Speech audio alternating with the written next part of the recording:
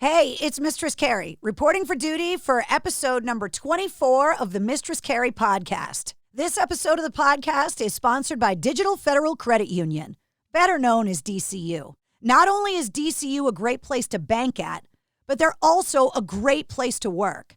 They believe work should be as interesting as it is fun, and they're currently hiring for full-time positions in their mortgage department, based in either Marlborough or Chelmsford. DCU is committed to making a difference for their members and for their employees. Currently, DCU offers a training and daily work schedule that takes place both remotely and on-site. And I know it may be a unique time to be visualizing yourself at a new job. But at DCU, they're here to help you make the change, along with offering a benefits package that includes 3 weeks vacation, a competitive salary, a generous bonus program, 401k plan with 100% company match up to 7%, tuition reimbursement, a student loan payment assistance program, and so much more. To learn more about DCU and career opportunities, visit dcu.org/careers. DCU is proud to be an equal employment opportunity and affirmative action employer. This episode of the podcast is also sponsored by Latini Creative Solutions. With over 20 years of experience in design, print, and marketing, Latini Creative Solutions specializes in creative solutions that capture your voice and deliver your message. From supporting and engineering your already established brand to developing your company's identity and marketing campaigns, Latini Creative Solutions provides design that is thoughtful, focused, and creatively executed. So if you're starting a new company like I did, or your existing company could just use a facelift, get Latini Creative Solutions to make you look perfect. Find out more at latinicreative.com. I also want to say a special hello to everybody that has a Mistress Carrie Backstage Pass on Patreon. And welcome to Marcy, Tony, and Brian, who got the most recent ones. If you don't know what the Mistress Carrie Backstage Pass is, it's just a little bit of extra me. And who doesn't want that? Especially around the holiday season. If you're looking for behind-the-scenes info on the podcast, the War Room, what's going on in music, updates on Wednesday, an inside look into my life, and coming very soon, discounted merchandise in the official online store at mistresscarrie.com. Then just get yourself a Mistress Carrie Backstage Pass. It's super affordable. I post updates pretty much every day with exclusive pictures and blog posts, and you really know everything that's going on, and you find out first. So go to patreon.com/Mistress Carrie and get yourself a Mistress Carrie Backstage Pass. Okay, this episode of the podcast is crazy. And not just because it's Morgan Rose from Sevendust that's my guest.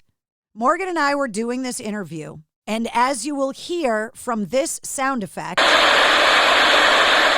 the cable company had someone in a bucket truck working on the lines on my street. And during the interview, they kept disconnecting my internet, which disconnected the interview.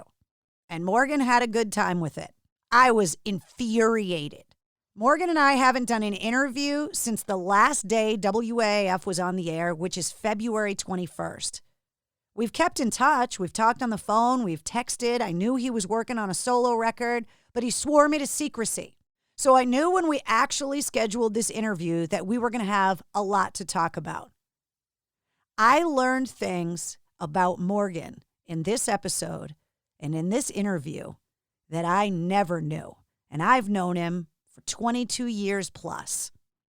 He is incredibly, shockingly candid in this interview.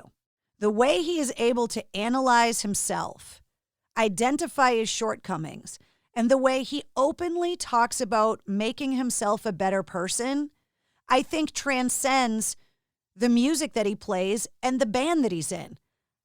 Even if you don't know who Morgan Rose is, you are going to learn something from this interview. He is a very special person to allow himself to open up the way that he does and just bare his soul. And I love him for that. And there were a few times in this interview when I wasn't getting disconnected by the cable guy that I was speechless because I didn't know what to say because I couldn't believe the things he was talking about. And I really hope his parents don't get mad. We talked about everything. His childhood, his own kids, the band, partying. Of course, we had to talk about the Yankees. And now he's a diehard Tom Brady fan because he's a Bucks fan. We ran through it all. I think you're going to love this episode. So allow me to introduce you to Morgan Rose from Sevendust.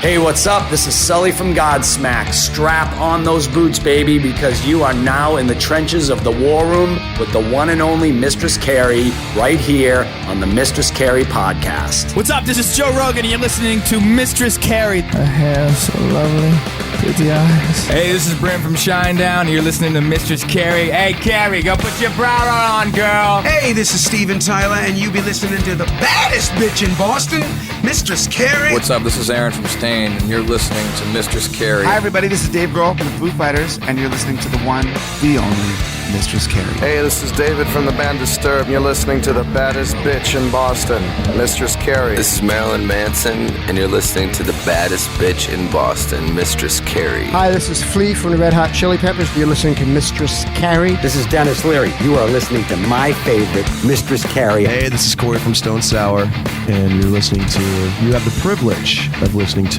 Mistress Carrie. Oh, God. Oh, yeah. You are being recorded. Got it. I'm recording you, Morgan. I see it. How are you? You look great. Thank you. So do you. Are you home? I am. I'm home for this brief moment. Enjoying a little downtime? Yeah. It's so nice to see you. You got your You Buddy too. Holly glasses on. Trying to look all studious. I'm just glad that it's not filming the video portion of this is not. I know. There is going to come a time where the Mistress Carrie podcast is video as well. But right now, I have the ability to record the podcast, and it's like Zoom, but the audio's better, to see the person I'm talking to, and it makes me feel like an actual human being, that I'm having a conversation with someone I can look at in the face. Yeah, I like it. Love it. How are you holding up with all of this? It's so good to see you. I was so happy when I found out I was going to talk to you today. You too. You know how much love I have for you. Well, it's right back at you, baby. It's doing, I'm hanging in. It's like, it's been an interesting year for everyone, obviously, but I ended up staying busy. It was a weird timing again for everyone, but I can only speak for myself. It went from, getting my world together and getting my head together for a few years, because I struggled for a long time. I mean, I could put on a really good face and act like, I'm having the time of my life, but internally I was a mess. And then spent a few years single and kind of dialing myself in, and instead of bouncing from girl to girl, saying maybe I'm the problem, and so I started to feel really good about myself. I'm like, things are going good.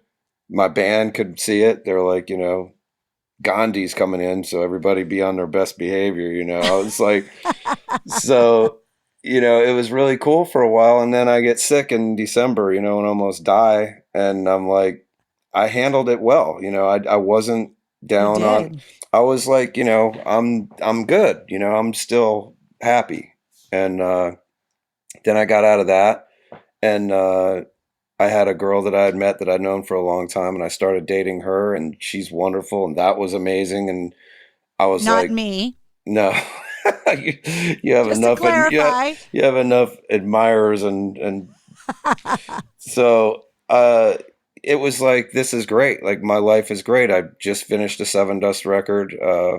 I've gotten through this sickness. My mind and body and spirit seem perfect, and met this wonderful woman that I've known for a while, only as a friend, and now we're all in, and this is great. And I went out to go see her on March 3rd with the idea that I was going to fly to New York for some meetings on the 6th, and I was there for 2 months. Oh. And it all happened, you know? So that's where you got stuck for the initial kind of glut of the coronavirus. You were in New York. I was in LA. Oh, you were in LA? Yeah, I was supposed to go to New York. So that's even better. I've been dating this girl for like, a month and a half, and we've seen each other. She lives in LA. So I've seen her 2 or 3 times for 3 days. We spent like maybe 8 days total together. And then I'm stuck. And then you moved in like a barnacle on a ship. Oh, it was just brutal. The poor girl. The poor girl. So, yeah, I mean, it was like, it all happened, where it's like, initially it was, wow, I don't have to leave. And I have this unbelievable, cool honeymoon relationship. So I'm good being stuck here. And not even thinking for once, selfish me, that, the girl might actually want a little bit of space at some point. I just started dating her. I'm like, this is cool. We could just get married right now.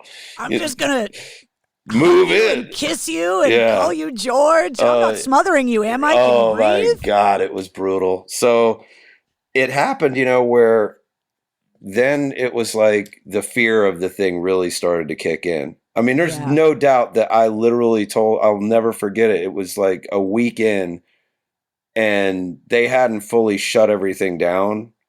And I said, this thing will be over in like a week or so. That's what a lot of people thought. Oh, we'll get through the 14-day quarantine and we'll be fine. Yeah. I was like, they're not going to shut the world down. I mean, just get real. They can't do that. Oh, they can. And they did. Yeah. So what ended up happening was all those things that I thought that I'd figured out while I was single, they all started to happen again. I had no diversions. There were no distractions. Here I am in a 1-bedroom, apartment with this girl that I've been dating for, 9 days in the physical presence, and I'm there for 2 months.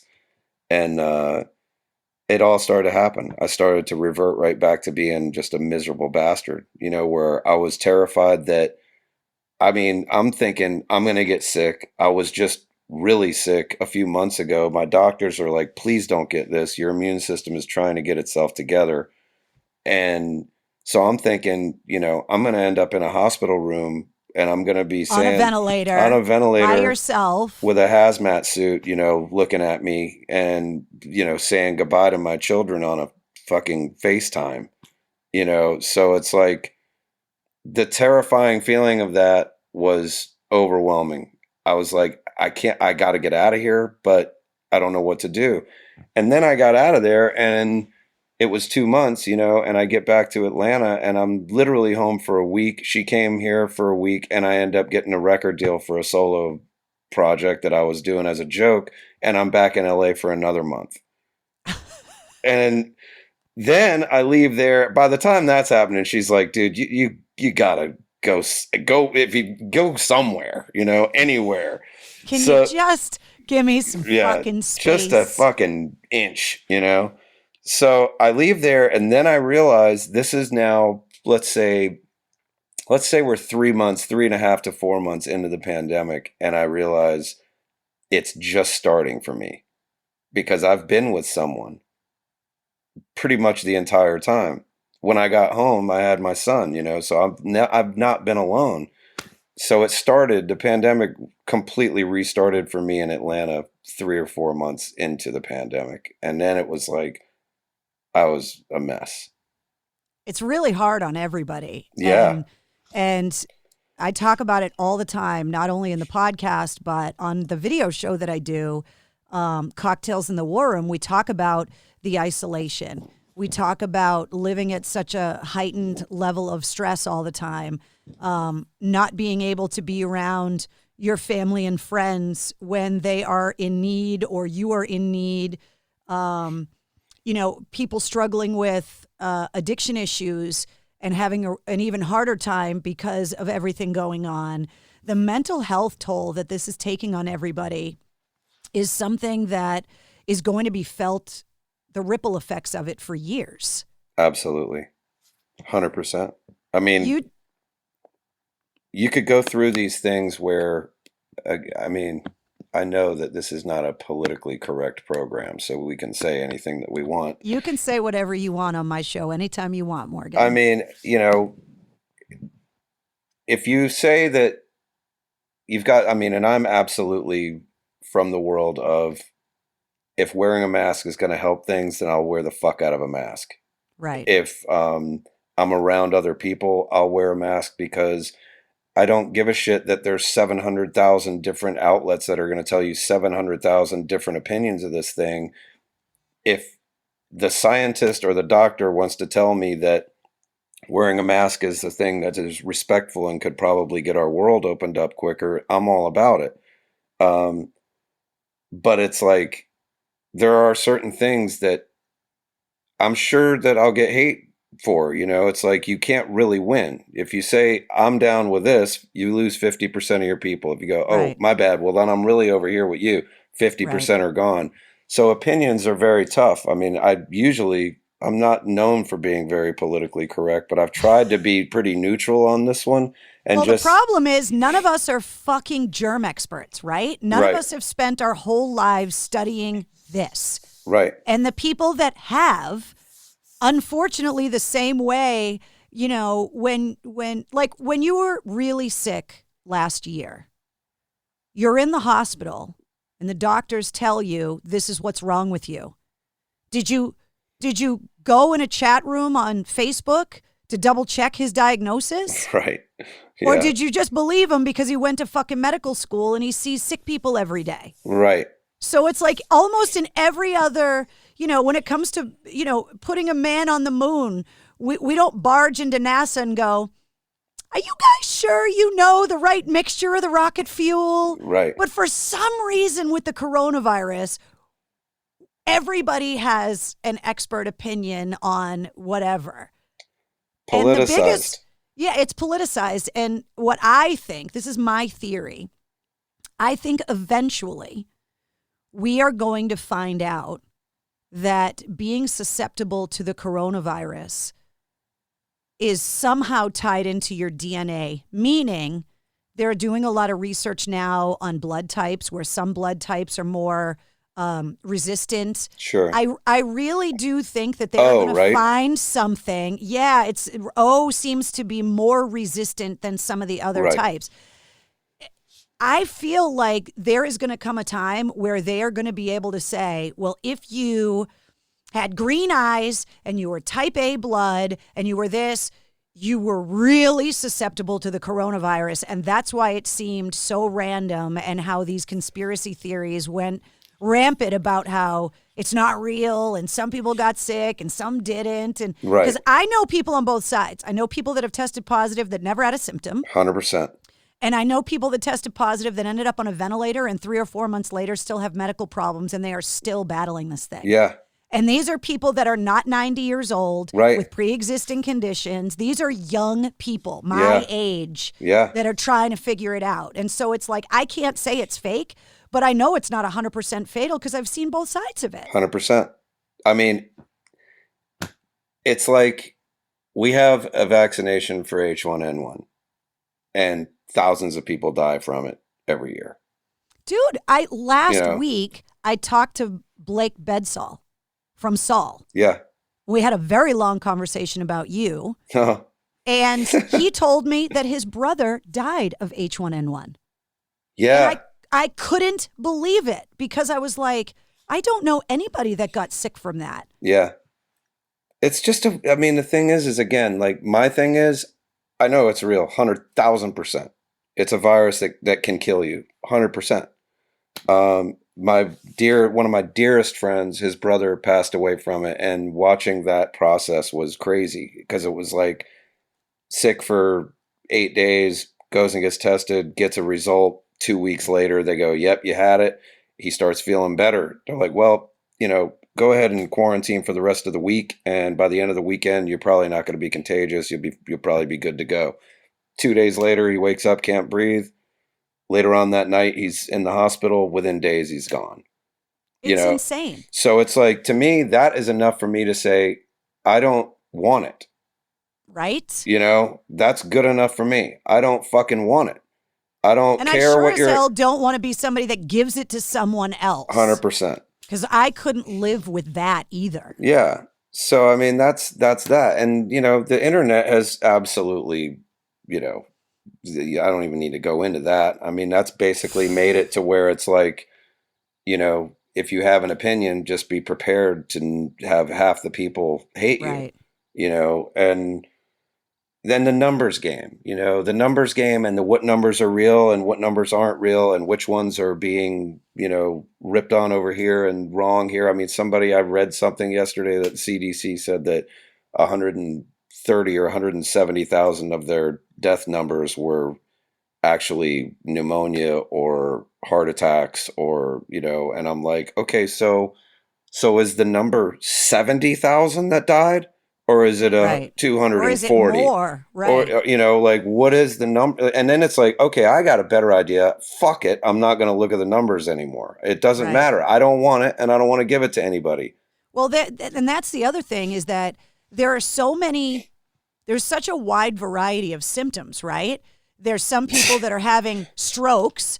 There's some people that can't taste or smell anything. There's some people that are getting, scarring in the lungs. I know someone that might have permanent heart damage, not even 30 years old, because he got coronavirus. That's crazy. So I think in the future, they're going to be able to look back and go, okay, well, there's a certain percentage of people that died of strokes that had they known at the time of the death that strokes were a symptom of the coronavirus, that I think there's a lot of deaths that didn't get counted. Yeah. Because they didn't know. Good point. Yeah. And then there's, I think, a lot of deaths that there was just so much death happening at the height of it that they were like, okay, it had to have been coronavirus. We don't want to use one of these tests, or who knows? Who knows? But for me, I don't want to get it. I don't want to deal with it.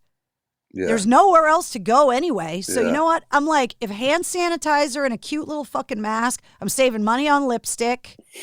I don't got to fucking deal with anybody. And from being in the public and being in crowds of sweaty fucking people all the time, how often do you get accidentally spit on when someone's in your face talking? Oh, yeah. Like, and so I'm like, I don't want to go full Howie Mandel germaphobe, but I'm like, if I can take an extra foot of space in between somebody and I'm okay with that right now. Yeah, it doesn't seem like that much to have to give up, Like, it's really not that big of a deal. I just wish that we all would have done it at once, because I feel like if we all felt the same pain if the whole fucking country shut down early, because up here in the Northeast, we got hit with it first. Yeah. So we got really smacked with it first, and then, we get our numbers to go down, but then people are traveling, especially in the Northeast. It's, the most internationally traveled part of the country. You're in Atlanta. It's like one of the busiest airports on the planet. Yeah.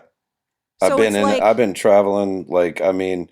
I asked my doctor, I'm like, and here's another one, it just goes to show you that I asked my doctor, I said, is it safe for me to get on a plane? Because I did not get on a plane for 2 months because I thought if I get on a plane, I'm going to die. Right. So he goes, well, let's analyze this a little. You got to wear a mask going into the airport. You have to wear a mask on the plane. And the filtration system is probably the best in the world.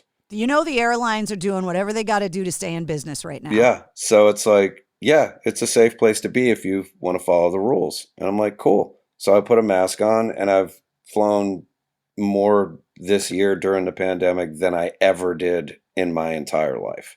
I've been to more cities in more planes and traveled more during the pandemic than I ever have, probably double in my entire life. And it's not bad because there's extra seats and there's extra room. If you go Delta, you got an extra seat. I got the flights are pretty cheap.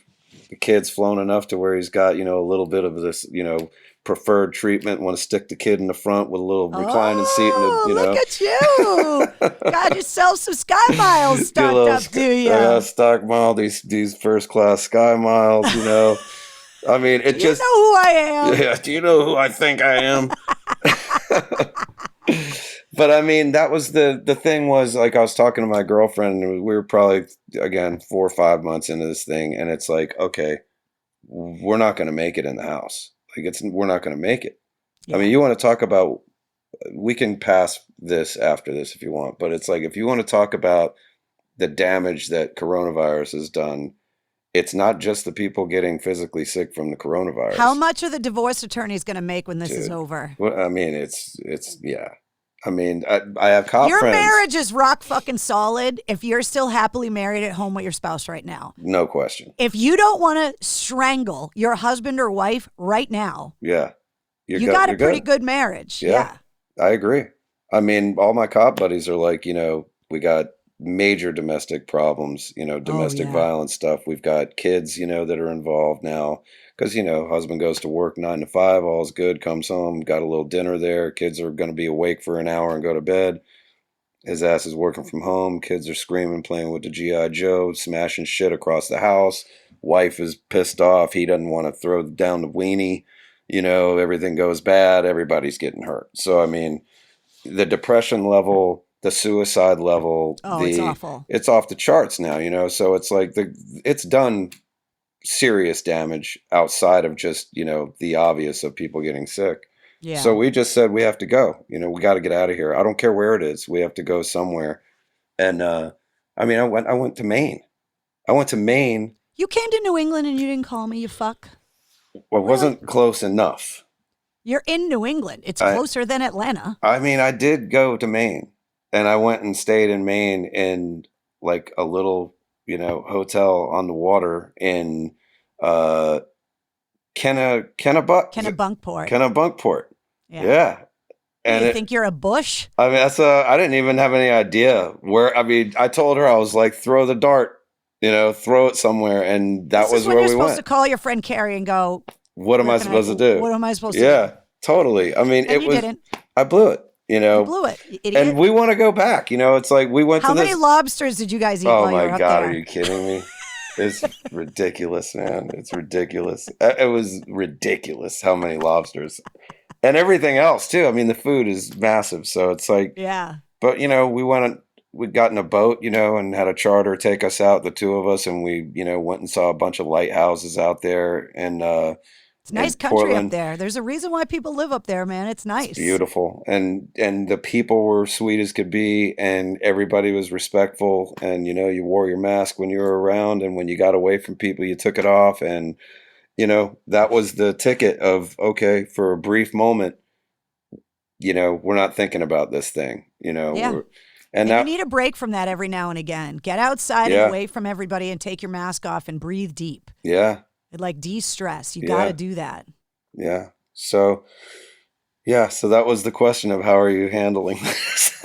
You threw a lot at me, and I wanna talk about it because I think there's a lot of people, like you said, that are unpacking a lot of real things right now. I started doing my video show, my live show, March 14th, and I did it 81 nights in a row that I would get on Facebook Live and in my war room. We call it Cocktails in the War Room. And so I wrote out the pandemic live on the internet, basically, and the videos are all up. And then I turned the show into a weekly show that I do every Tuesday night, which, by the way, you got to come in the war room and hang out with us. Yeah, of course. And worked out a lot of things.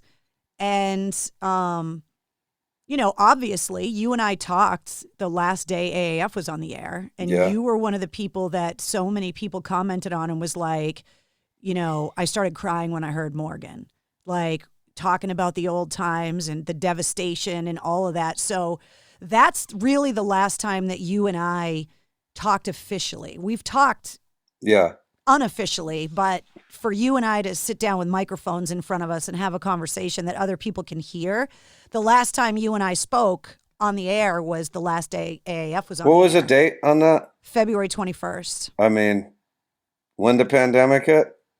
Yeah, well, that's what I'm saying. AAF going off the air triggered the fucking apocalypse. Just put us back on the radio and it'll all stop. I mean, there's no harm in trying. It's science. Just put us back on the air, man. I mean, we can make it all go away. How hilarious would that be, too? Oh, it'd be great. I mean, we're here. Yeah, we are the cure.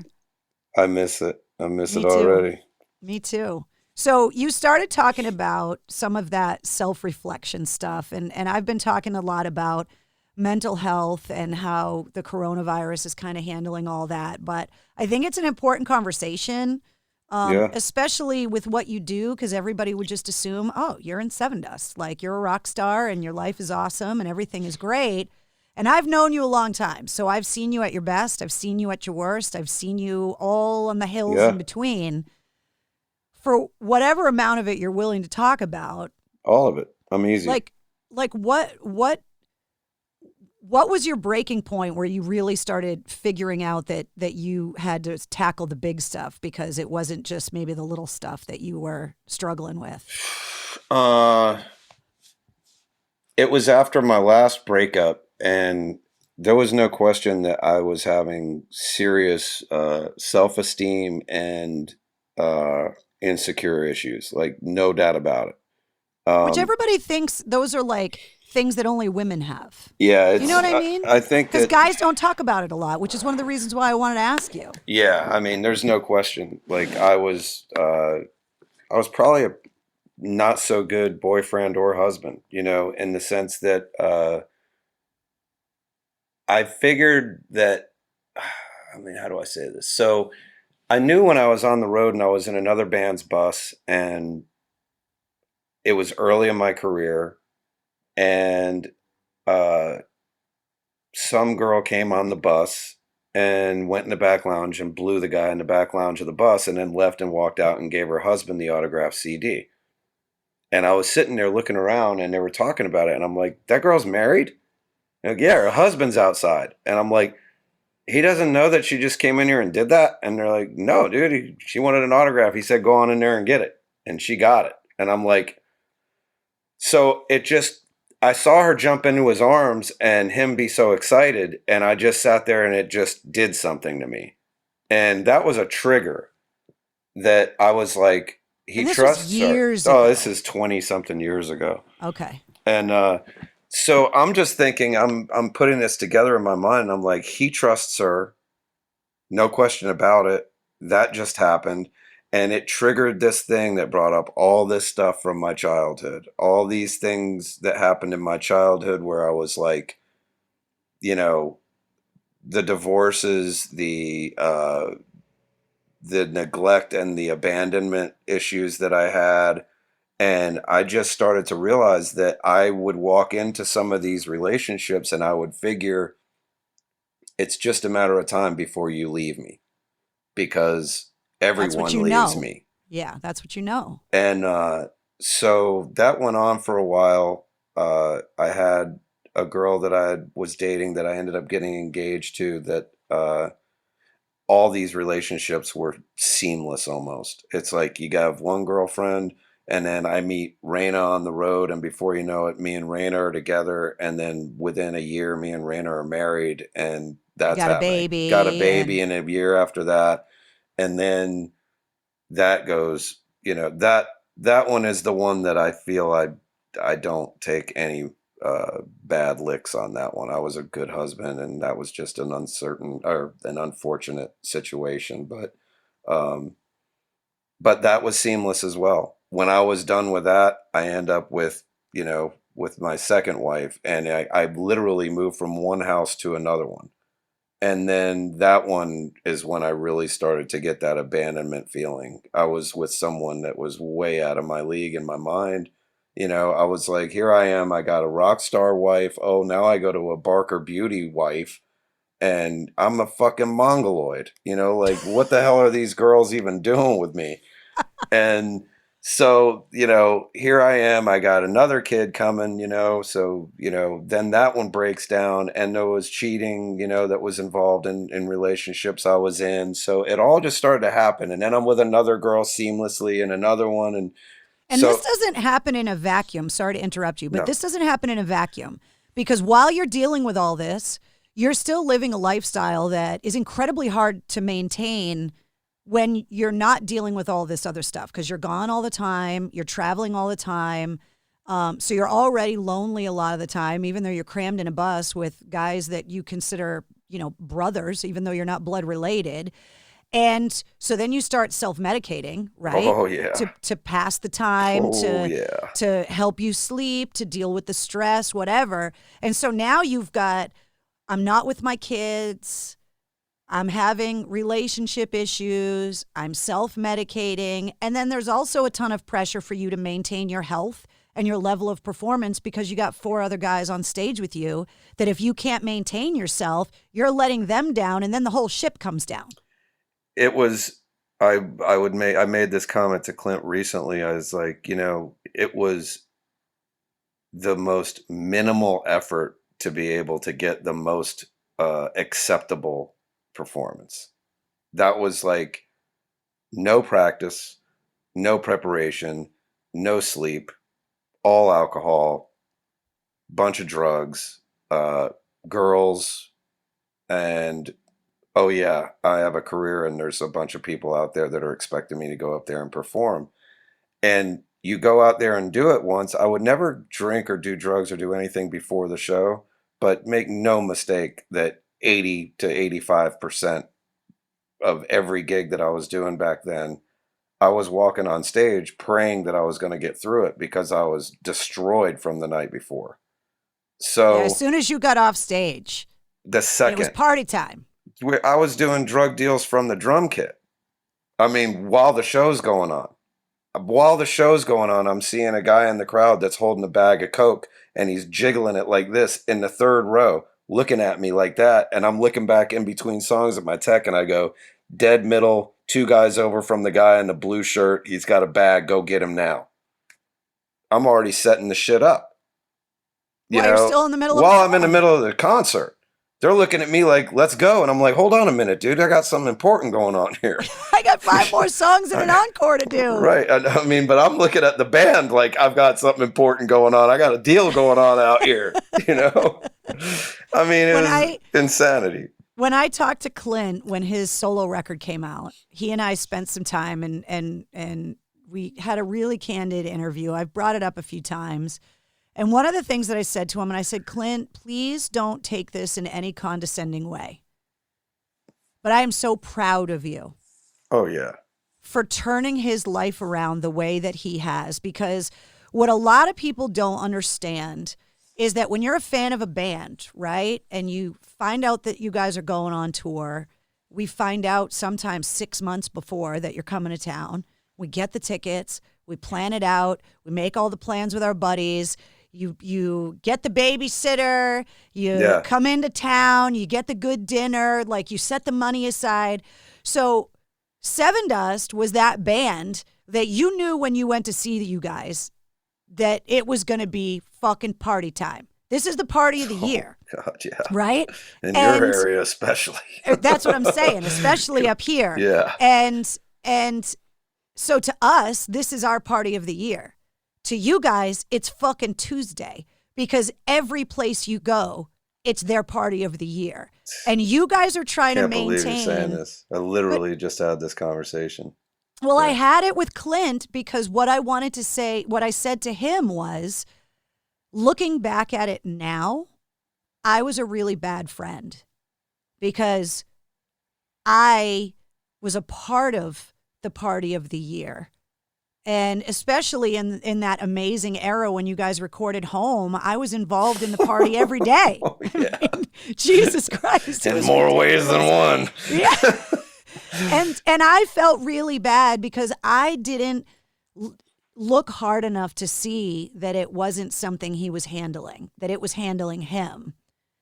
And looking back at it now, and hearing you talk about how all that time, the party of the year, when you guys would come to town, not only did I know you were partying as hard as you were, but I also didn't understand what it is. To me, it was like, oh, here's Morgan. What's his girlfriend's name today? Yeah. Like, because to me, I'm just, okay, hey, I'm Carrie. Nice to meet you, whatever. But I had no idea that you were struggling with some of those big major things. There are so many episodes where you're getting ready to go on stage and you feel like you're going to throw up because your marriage is falling apart, or, you're realizing that you're definitely going to get a divorce and your kids are going to get split up. And then all of a sudden it's like 5 minutes and you're like, I'm supposed to go up there and play black right now and be excited about that shit. You know, like right now my world is falling apart. That's not unique to a musician either. I mean, No. obviously going on stage and playing black is unique to you. Yeah. But what you're describing is what every person that's having a hard time has to psych yourself up to go to work at the firehouse, to psych yourself up and go frame a house, or psych yourself up to go and do someone's taxes. Yeah, whatever it is, you're putting on. I mean, I know for me personally, when my marriage was falling apart and I was having health issues, trying to get into that studio, there would be times where I would turn the mic on, talk for 2 or 3 minutes about whatever, turn the mic off and burst into tears. Yeah. Curled up on the couch in the studio, Yeah. not sure how I was going to get through the rest of my show. Yeah. Psyching myself up just to get out of bed to make the ride into the city to go to the studio. 100%. Like, I don't know how I'm going to do this. And having to do it in front of a bunch of people that are then going to get on the internet and have an opinion. Yeah. You know, Yeah. about your drum parts, my ratings, like whatever it was, Yeah. it can be overwhelming. Anybody that thinks that you can turn it on and turn it off like that, in that situation, when you're dealing with something that's cutting the heart in half, it's not working. It doesn't happen like that. I mean, And it leaves scar tissue that doesn't go away. yeah, I mean, the best you can do is just, you know, punch away at it. I mean, that's basically, I hit the rock bottom at the end of the last relationship, which was like 4 years ago, 5 years ago, 4 or 5 years ago. And that was it. I got done with it. I looked at my mom and I was like, I am 100 years old. I have 2 kids with 2 different women, with 2 divorces. I'm alone. I've made horrible business decisions. I've got very little to show for what I've done in my career. And I don't think I want to be here anymore. Wow. Like, I really don't think that I'm giving enough to society to, you know, to make me feel like it's worth me being here. What did your mom say? She tried to get me a shrink, and I was like, that's like, you know, I'm way too far gone to handle that right now. And I'll tell you, and I don't think I've ever told this, but I'll say this. I got home from I can't remember. I think I was on tour. I had gotten split up with the girl I was dating. I had made the decision before I got home that I needed all of her stuff out of the house because I was looking at it. We were like not together for 6-8 months and her stuff was still all in my house. Yeah, that's rough. And, you know, I don't know. Like I said, I was probably a terrible boyfriend. You know, I mean, I absolutely take accountability in every decision that I've made. But regardless, I needed to move on. And I needed the stuff to go. So they had coordinated it for her to get her stuff out. And she did. And I got home from the airport, opened up my front door. My house was basically empty because all the stuff in the house was hers. And a lot of my stuff was in storage. And so I basically had an empty house with a bed. And that was it. And I think there was a TV too, but, and there was a Chase lounge upstairs. That was it. So I walk in the house, I open the door. I'm already half fucked up from the flight home. And I look, it's about 9 o'clock at night. And I tell the Uber driver, hold on a minute. And I wheel my suitcase in, I shut the door and I get back in the Uber and I go to the bar. Oh. Like not even 2 steps into my house and I'm at the bar. I go to the bar and I get leveled. And I get back home, another Uber drive home to an empty house all by myself. There's nothing in my living room at all. And I go upstairs by myself at 2:33 in the morning and I grab this Chase lounge and I'm pulling it down the stairs and I just sit it down in the living room. and I'm laying there and I'm falling asleep, and around the corner next to me, there's nothing in the house, and I look around the corner and there's a workout band.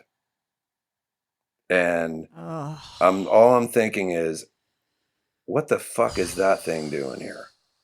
Like, there's nothing in my house, dude. Like, my house is empty and there's a workout band in there. And I'm just looking at it and I'm laying there, the room's spinning, I'm annihilated, and I'm alone in an empty house with another broken relationship, with financial issues, with nothing that I'm looking at like a positive. And there's a fucking workout band right there. And all I could think of was, I think I'm going to fucking kill myself with that fucking workout band right now. And I was like, I could feel myself wanting to do it, and my body just wouldn't do it. Like, it's that feeling of wanting to get up in the morning and you just don't quite get up. You just lay there a little longer. I was convinced that I blacked out, and I woke up in the morning and was completely broken.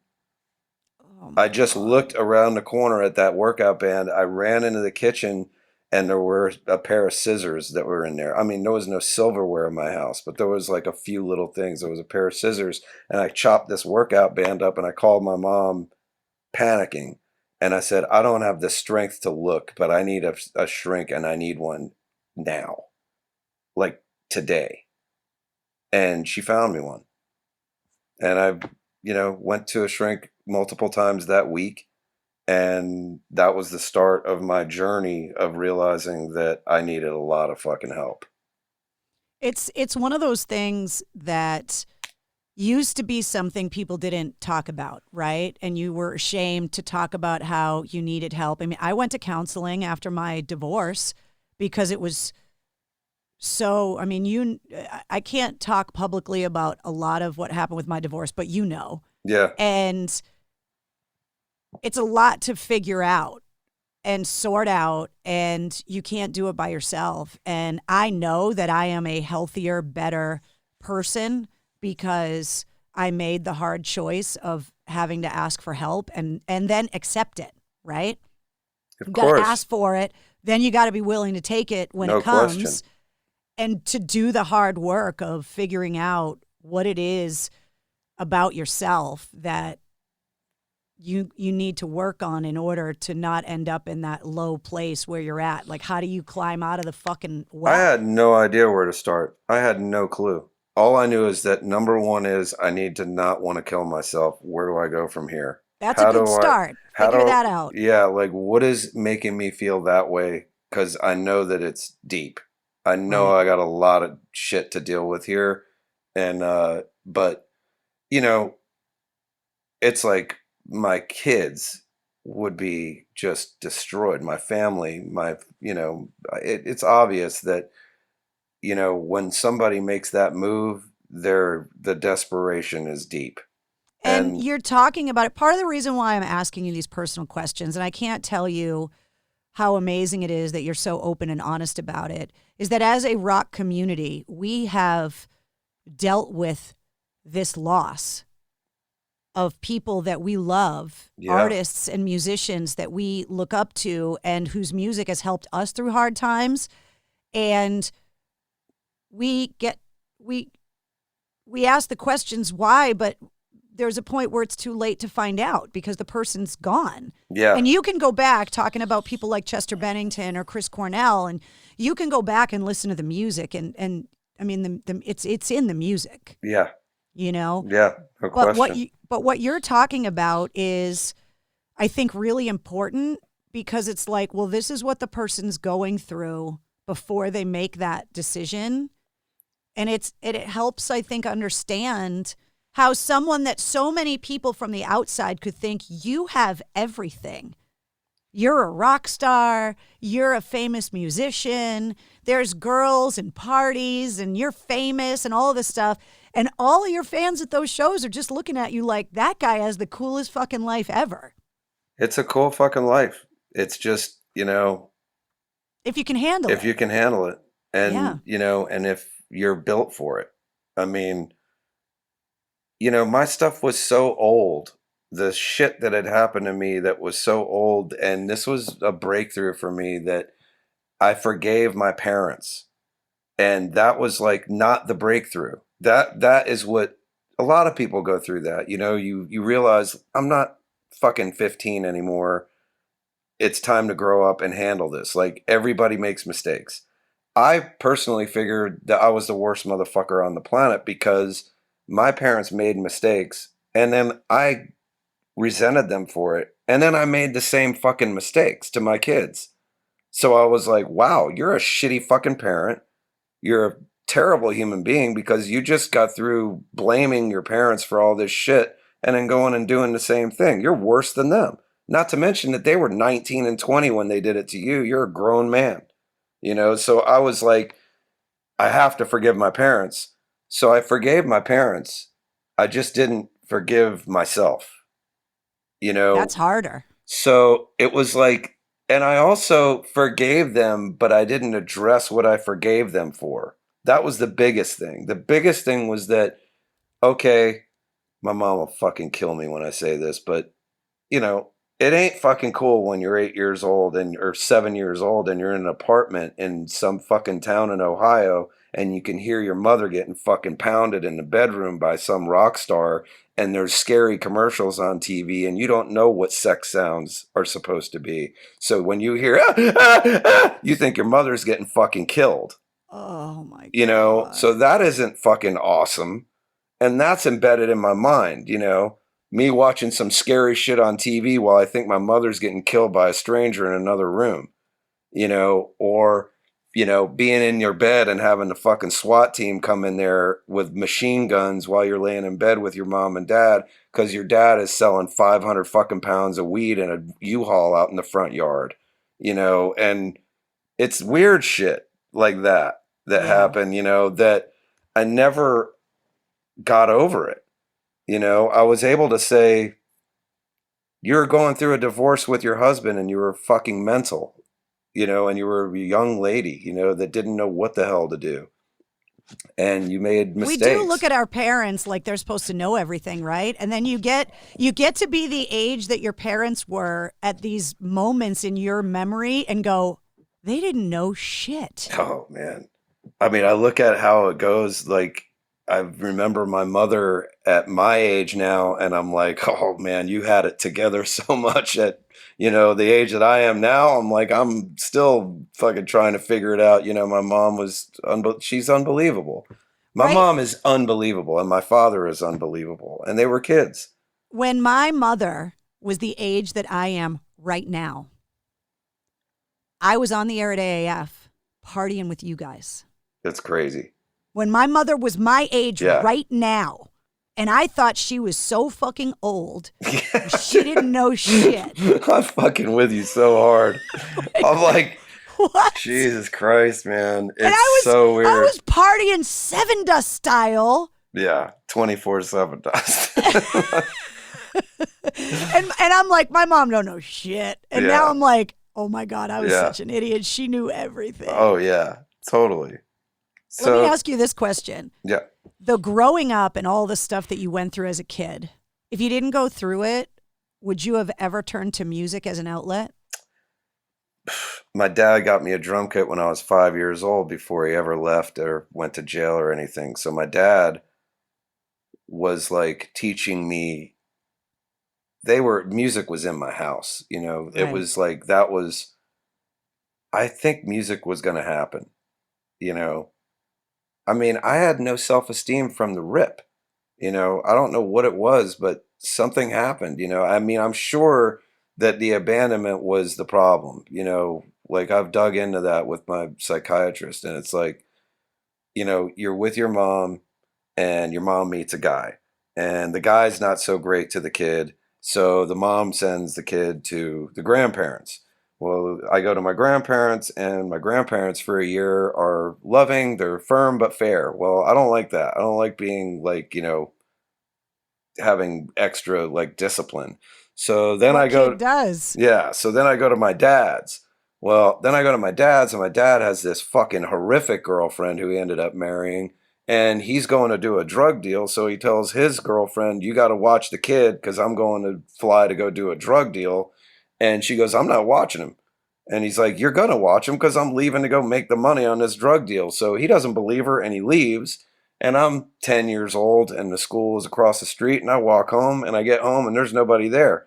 And there is no one there all night, all through the night, to where I go and knock on the neighbor's door and they call DFAX and they go fucking take me away. And then my dad has to send me back to my grandparents. So now I'm back at my grandparents where I'm getting disciplined. Fuck this. I go back to my mom's. I go back to my mom. I got the stepfather that's treating me like shit. So fuck that. I go back to my grandparents. I mean, it's just bing, bing, bing, bing, bing, bing, bing, bing, you know, crazy. And nobody wanted me. You know, in my mind, nobody wanted me other than the people that my grandparents, who were the greatest people on earth, who actually instilled probably the best things I have, which was the discipline I hated. You know, isn't that the bitch? I mean, that was it. God damn it. Yeah. Why did all that stuff I hated so much end up being so damn important when I got older? They were the responsible ones, you know, they were the ones that handled it. And, but I mean, that was where it started for me. But music was happening. They had me, you know, playing my grandparents. It was part of the daily, you know, to play piano. But do you think it helped you deal? I mean, obviously music is your whole life now. And, you know, do you look at playing the drums and having that musical ability and being encouraged to do it with something that's been your most successful coping mechanism? No question. No question. I mean, that person that's at least on stage. I mean, there's so many different facets to like really where my mind goes when it comes to being in this.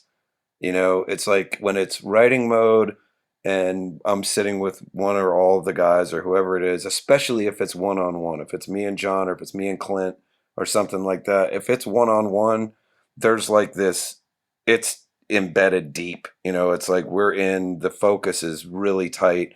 It's all about, you know, this progression, this lyric, whatever it is, it's super intense. When I'm recording, I'm miserable.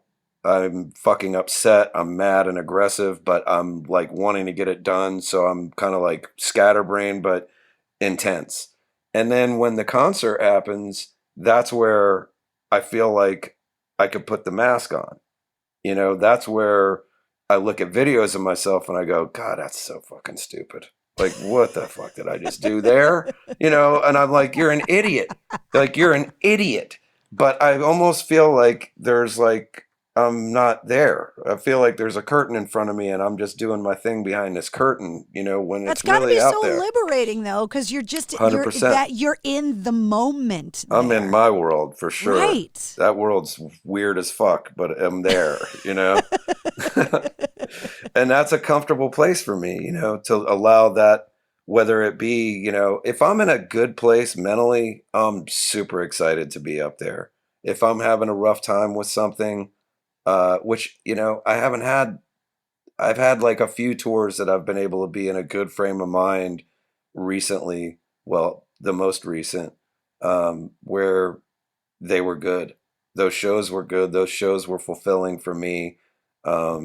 And I was excited, and I regretted the fact that I hadn't worked on myself earlier because, you know, when I was younger and had a little bit more vibrance, you know, it would have been nice to have that mentality. But, you know, I enjoyed those last few tours that we did while I was getting my head right. What's the last show you played before the New Year's coronavirus? Eve? Yeah, it was an acoustic thing after I was sick. So we did the last tour was in September of last year. And then we did the record in October, and then I got sick at the beginning of December, and then I was like, I'm doing these acoustic shows. You know, the doctor was like, I said, can I do it? And he goes, I mean, it's up to you. It's the pain level. As far as tearing up any stitches or anything inside you, I'm not really worried about that, you know, but it's your pain tolerance if you can handle it. And the pain was fine. It was the stamina was rough. By the time we finished that third show, I was like, I'm done. Without getting too personal into all of the medical stuff, you were having problems with like your internal organs. So yeah. You had surgeries and yeah. I mean, you were You were rough. It was rough. I mean, I remember seeing like music headlines on Twitter, like how you almost died. Yeah. And was talking about it on the air, like, what the fuck is going on? Yeah. I mean, I would have died if I got on the plane the next day. I got a stomach ache, that lasted all day. And then I had my little guy with me and I was flying to Europe the next day. And the stomach ache got so bad that I just couldn't take it anymore. And so long story short, my mother demanded that I go to the hospital and she drove me there. And I mean, we've already said so many fucked up things. I guess I'll just say it. But I mean, I was throwing up violently for hours and, couldn't stop. And I mean, just couldn't stop every minute or two. And there was nothing coming out. And past bile, there's nothing happening. And I'm waiting in the waiting room and, I'm throwing up in a bag because I just can't even, the bathroom isn't always open in the waiting room. And I'm like gagging in a bag. And finally, I'm like, I'm going to try to go in the bathroom again. And I went in there because it was open and I threw up and a bunch of throw up came out. And I'm like, oh, maybe that was it. Maybe, I got rid of that. And I looked and it was shit. And I was like, that's not good. So I went up to the desk and I'm like, I don't know if this is bad, but I just threw up shit in your bathroom. And then they got me into a room real quick and they got me some Zofran and morphine quickly. And within, that kind of subsided the pain a little bit. And then they gave me a x-ray and that's where the mass showed up. And when they saw that, I was fucked up off the morphine, and they said, we have a bed that's being prepared for you upstairs, and we're just waiting on that. And I'm like, hey, I got to go to Europe tomorrow. And I swear I told him that, and the doctor looked at me, he looked at my mom, he looked at me, and he goes, do you understand what I'm telling you? And I go, do you understand that I'm telling you I have to go to Europe tomorrow? I've seen that Morgan. The Morgan that's telling the doctor that he's leaving to go to... I've seen that Morgan. Yeah, it was like I was just not understanding what was happening. And he said, we have found a mass in your abdomen and we're bringing you upstairs and you're not leaving here for a while. And I looked at my mom and I was like kind of smiling like, I ain't got to go on tour, Mom. Like somehow or another, I was like, I think I'm going to be home for my birthday, Mom. Like fucking weirdo. So, so they put me up there. And before they got me up there, that's when they jammed the tube down my nose, down my throat, into my stomach to pump out this, 6 liters of poison that was gathering in my stomach. And, so that didn't feel good. That was the worst part of the whole thing. And, but yeah, so, that's after all that surgery, and then you're like, okay, Doc, I'm going to go play some shows on New Year's. Yeah. You never would have been able to play a plugged in show. I don't think so. No. Mm-mm. I mean, so I did those and it was, oh man, it was heavy. It was heavy. I mean, that's the solo record that I did do that song I sent you. Yeah. And then that song was basically about a chunk of the last part of my life where it was like that feeling of desperation and thinking about making a really catastrophic decision and then doing it and realizing after the fact that you were really loved by a lot of people, and there was the insecurities and the beatings that you put on yourself were really not even that warranted. You just needed to open your eyes a little bit, and work on it. And that's me personally. So I was able to see something that was overwhelming to me, to see the outpour of concern for me, who had felt abandoned his whole life, was humbling. Yeah, I bet. It broke me. It emotionally, it fucks me up even talking about it. Like it broke me to the point of where I was just like devastated that I had worried those people that much, And then we did the show and Lejean did this big speech about me and I just fell apart, I just died.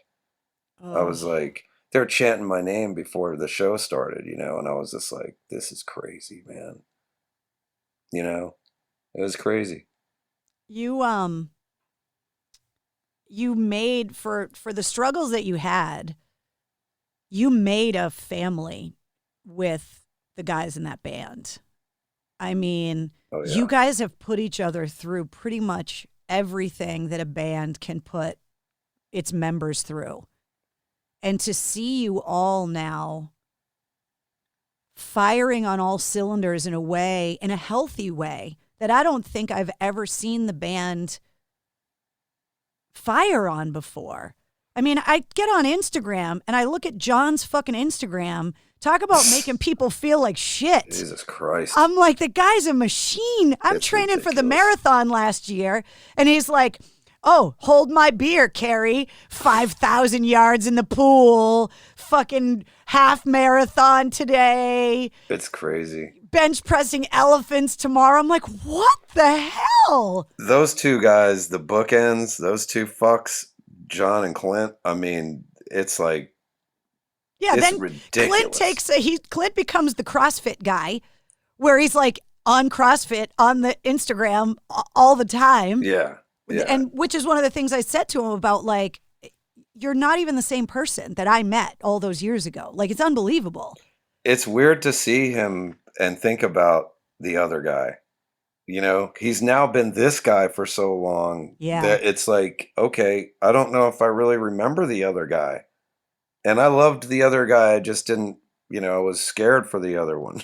Well, but you guys were all hurt and damaged and dealing with all the same pressures, you know, the kind of getting thrown into when Sevendust hit, that whole style of music hit, and you guys just rode that wave, and you went from off to on in the blink of an eye. I mean, and you were all going through it together. Yeah. I mean, we started off, we were just a bunch of little Southern dudes that would have some beers every now and again, you know? I mean, and then it's like, you do the first record, you hit the road and you just don't come home, you know, 21 months. And then you take like 2 weeks off and you're writing another record. And then within a month, you know, we're in Brookfield, Mass, North Brookfield, and we're doing another record. And then we get done with that. And like a week later, we're on tour for another 18 months. So it's like 38 out of 42 months, you know, we were on the road. And that was enough to split anybody's head. You know, we were in need of whatever we could get to get us through it. So, and then that becomes a problem, you know, then that becomes part of the norm. And, you know, so that went on for a long time.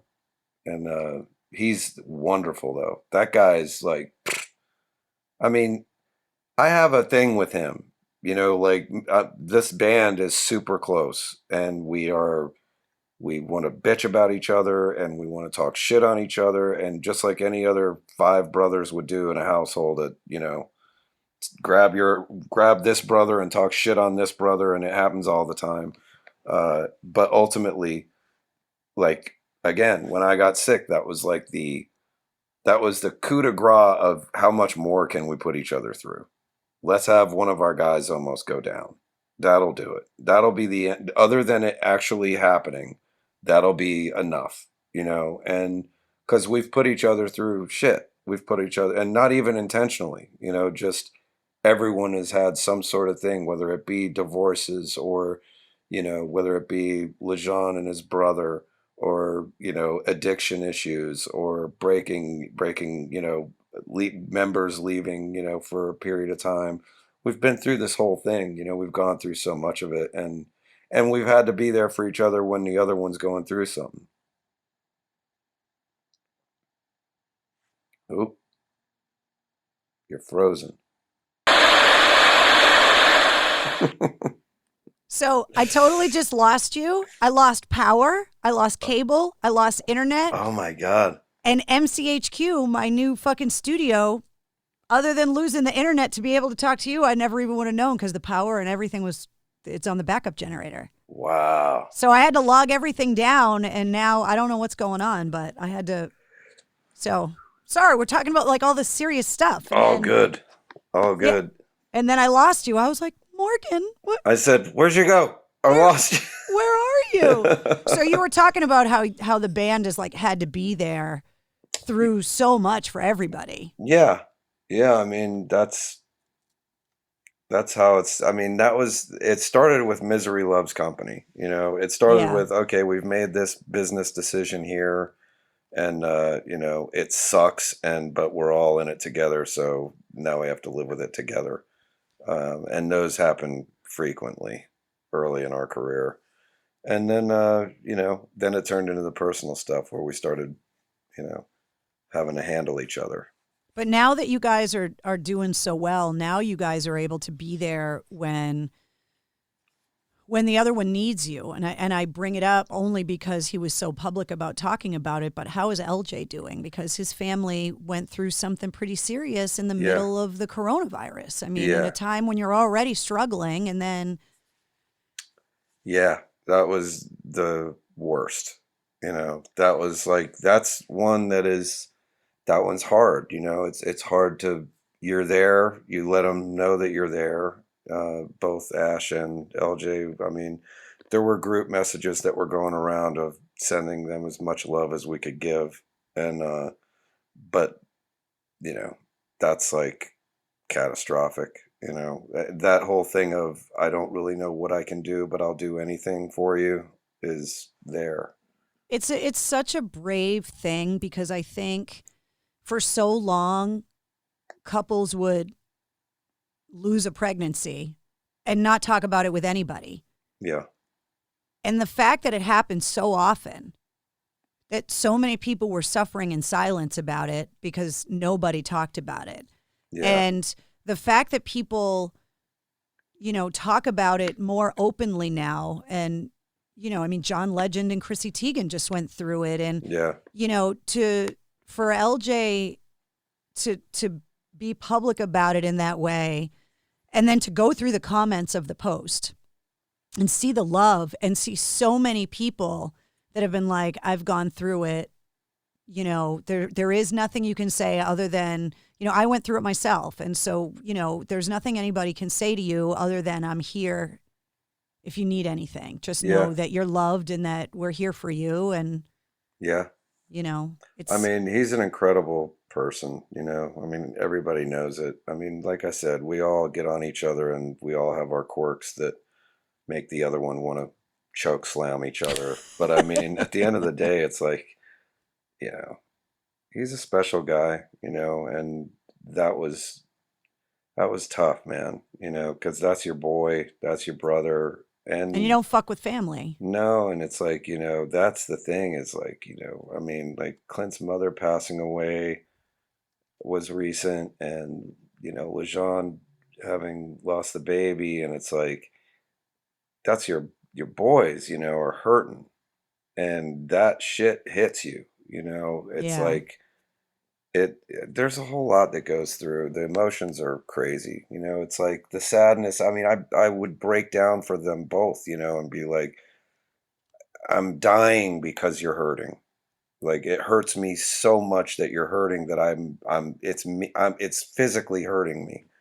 And then you get away from them for a minute and you just want to fucking smash something. Because you want to take it away from them because you hate to see somebody you love so much going through something hard. Yeah. Yeah. Those are two really tough ones. Both of those have been recent enough that it's like, man, rough. Well, when I talked to Blake from Saul, he told me that when he got the word about his mom, he credits you with being the one that kind of grabbed him by the shoulders and was like, you need to stop what you're doing right now. And you need to go home. Yeah. And you need to be there for your mom.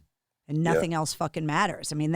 That's what brought you up in the conversation that I had with him last week was he was talking about how much that meant to him that you were there. And, at a time where it would have been easy to not confront something as horrific as, your mom dying. But that he knows that if he didn't do what he did, which is take your advice and go home and be there, that he would have regretted it for the rest of his life. Yeah. I have those things, my Nana was the most important thing to me and I neglected her worse than you could ever neglect anyone. She was always my favorite person on the planet. When all that stuff was happening with me when I was younger, she was the one that always made me feel like she wanted me. And you know, I hit the road and she was like an alien. She was never going to die. I mean, that shit was never going to happen. And I mean, when she passed away, I had probably 40 messages on my phone. And after she passed away, I'm forever scarred. Like, that'll never, ever heal. Ever. And that's like, I'm in the process of trying to talk through that one with my therapist because I have a lot of guilt about that. But the thing I'll never forget is that I had 40 fucking messages on my phone and they all had a blue dot next to them. I hadn't even listened to them. She had called me and she would call me while I was on the road and I'd never even fucking listened to them. I was too busy in La La Land, you know, thinking that I would never. Did I lose you again? You there? Okay. Yeah, I got you. I was too busy in La La Land, you know, to like think that it's just completely unacceptable, you know? And so like I have pictures of her in my house and they're in corners that I just don't go to that often. I can't even look at her, you know? And that was like, I needed to be home. So when he was like going through that with his mom, I was like, you better get home, dude. Like, I'm telling you, you'll never, ever be able to get over this. Now I lost you. Oh, I love you. Seriously? I build MCHQ, right? I get the best of everything. Soundproof this room, build this studio. I can't even count how many interviews down here. I'm having the most serious conversation with one of my oldest and dearest friends, and the fucking dude from the cable company is outside in a bucket and he just disconnected my house. Oh, is that what it was? Yeah. I go outside, I go, bro, can you help me out? I love it. He just looks at me and goes, oh, my bad. I'm sorry, Mistress Carrie. I was like, yeah. I can't hide with the hair, man. That's right. I'm so sorry. You're telling me this serious thing about your grandmother passing away, and I fucking disconnect from you. I feel terrible. No, it's all so good. finish what you were saying, basically, that you felt really bad that you hadn't been the grandson that you wanted to be at the time. Yeah, I mean, I took it for granted. It's easy, you know. It's something that happens all the time, and yeah, you don't need to be the drummer from Sevendust to be a grandkid that feels like, you know, you should have been a better grandkid. Yeah, I mean, and it happens like, you know, with anybody. You know, you neglect people because you don't think that they're going anywhere. You know, Yeah. I get to that later. You know, I'll I'll see him at Christmas. Yeah, I prioritize things the wrong way. You know, that's how I did. And do you think coronavirus is helping people not do that right now? I don't know. I mean, I know that the one thing I know for certain is that the things that I took for granted before, I definitely am appreciating them a lot more now. You know, like I said, it's like you get time off and it's like, hey, you're going to have the year off. Don't have to go and play any shows for a year. You can, you know, do whatever it is that you want to do.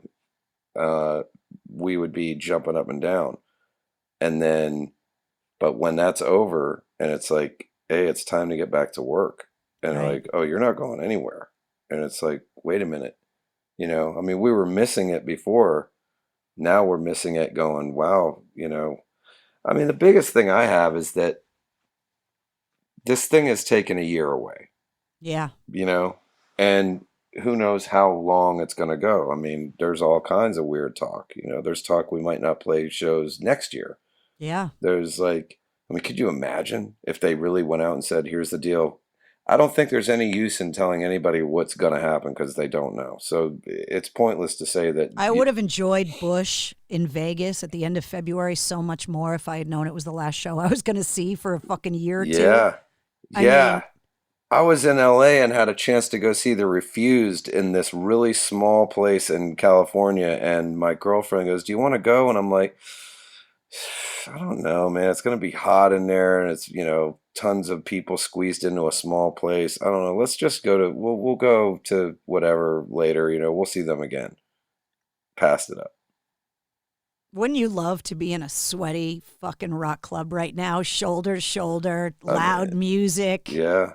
I mean, it's crazy, man. It's unbelievable. I've talked to a lot of bands, a lot of musicians, and there's always the argument that can be made on both sides. But you're talking about the Sevendust record and that you guys wrote it at the end of last year. Mm-hmm. You had to have gone back and forth about whether or not you were going to release it in all of this. Big time. I mean, the record's going to be underperformed. No doubt about it. Because debuted top 10 on the Billboard charts. Congratulations. Yeah. Thank you. I mean, that's a first for us. And we were like, we got that. We got that out of it. I mean, when you can't support a record, I mean, it's not easy, and we physically can't support it. So I'm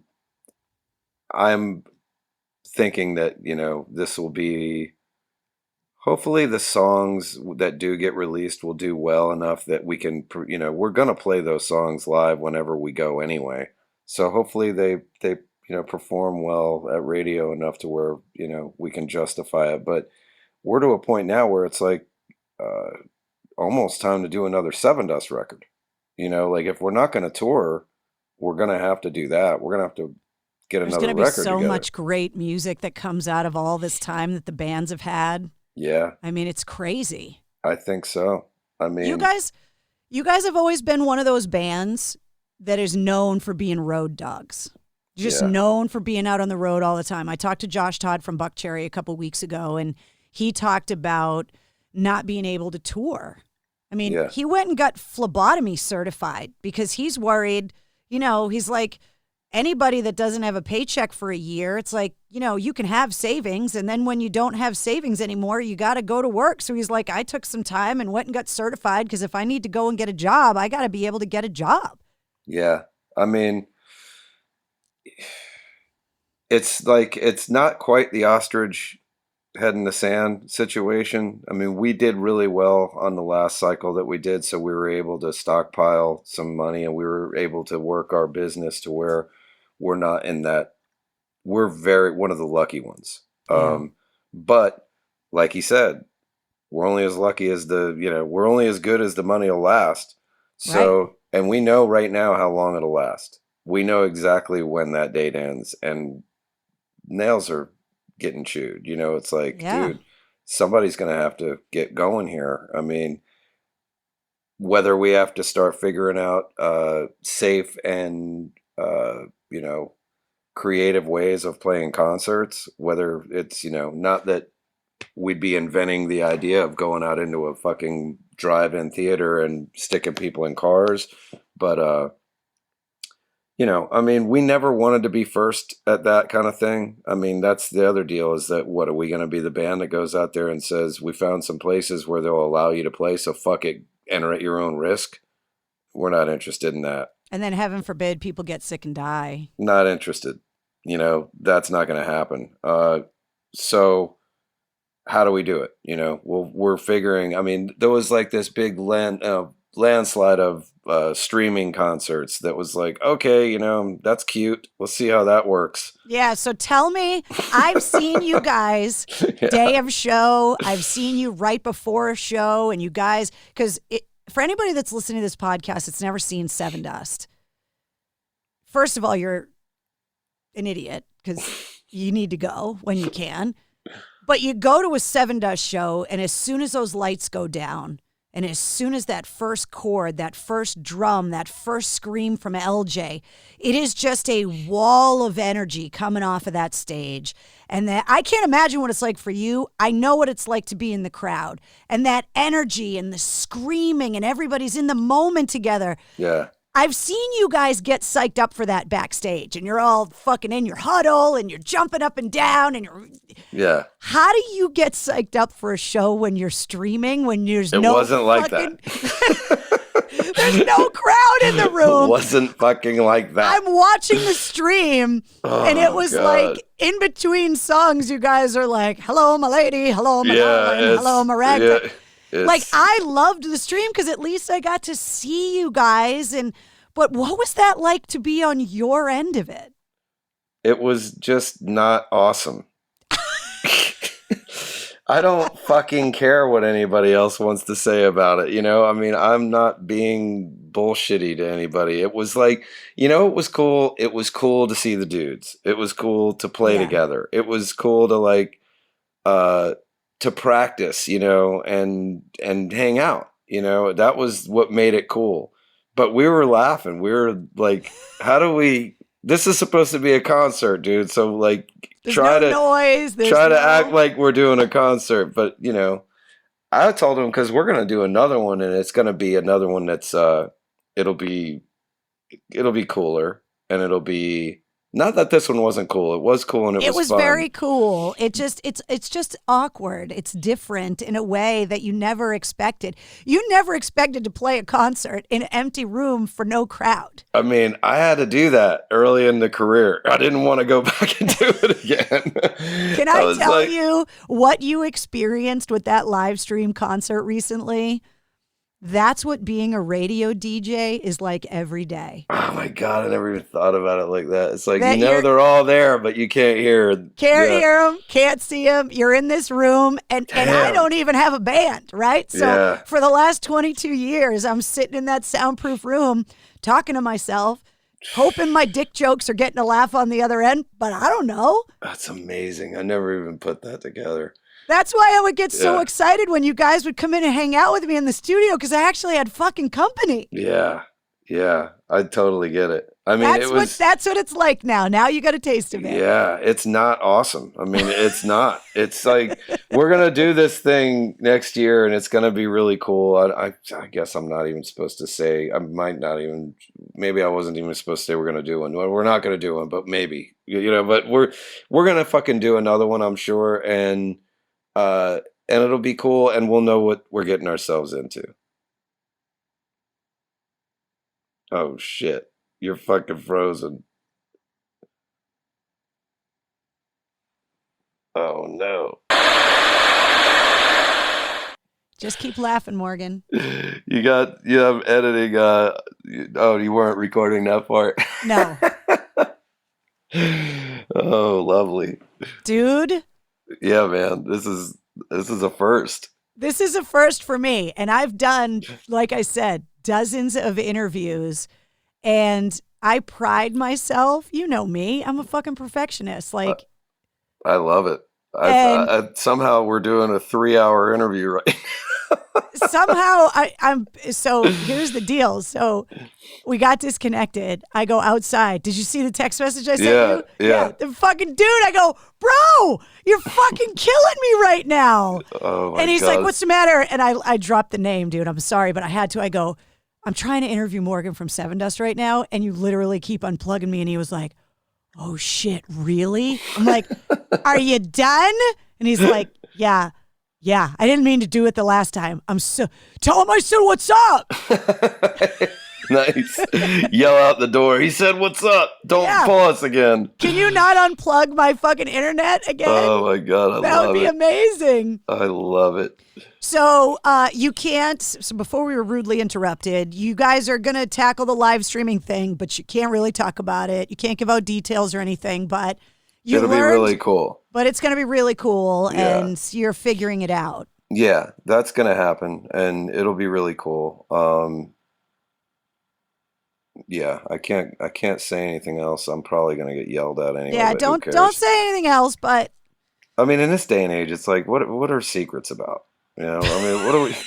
You know, I'm like, I don't even understand it. Like they used to be like, Morgan's fun to do interviews with because, you know, he'll be weird or crazy or something. And now they're like, oh God, Morgan's doing interviews. He's going to tell them everything. Here we go. Yeah, everything's coming out.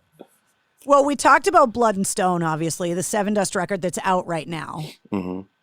You hinted at the beginning that through this whole thing, you end up getting a record deal on your own to release Morgan Rowe's solo work.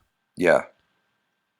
I ask this of every artist that decides to go off and do kind of their own thing. What makes this solo music that you're releasing not Sevendust music? It's tough to not. I mean, well, it's my voice against Lejean's, which is, you know, a fucking beating. I mean, Lejean's a real singer and I'm a fucking hack.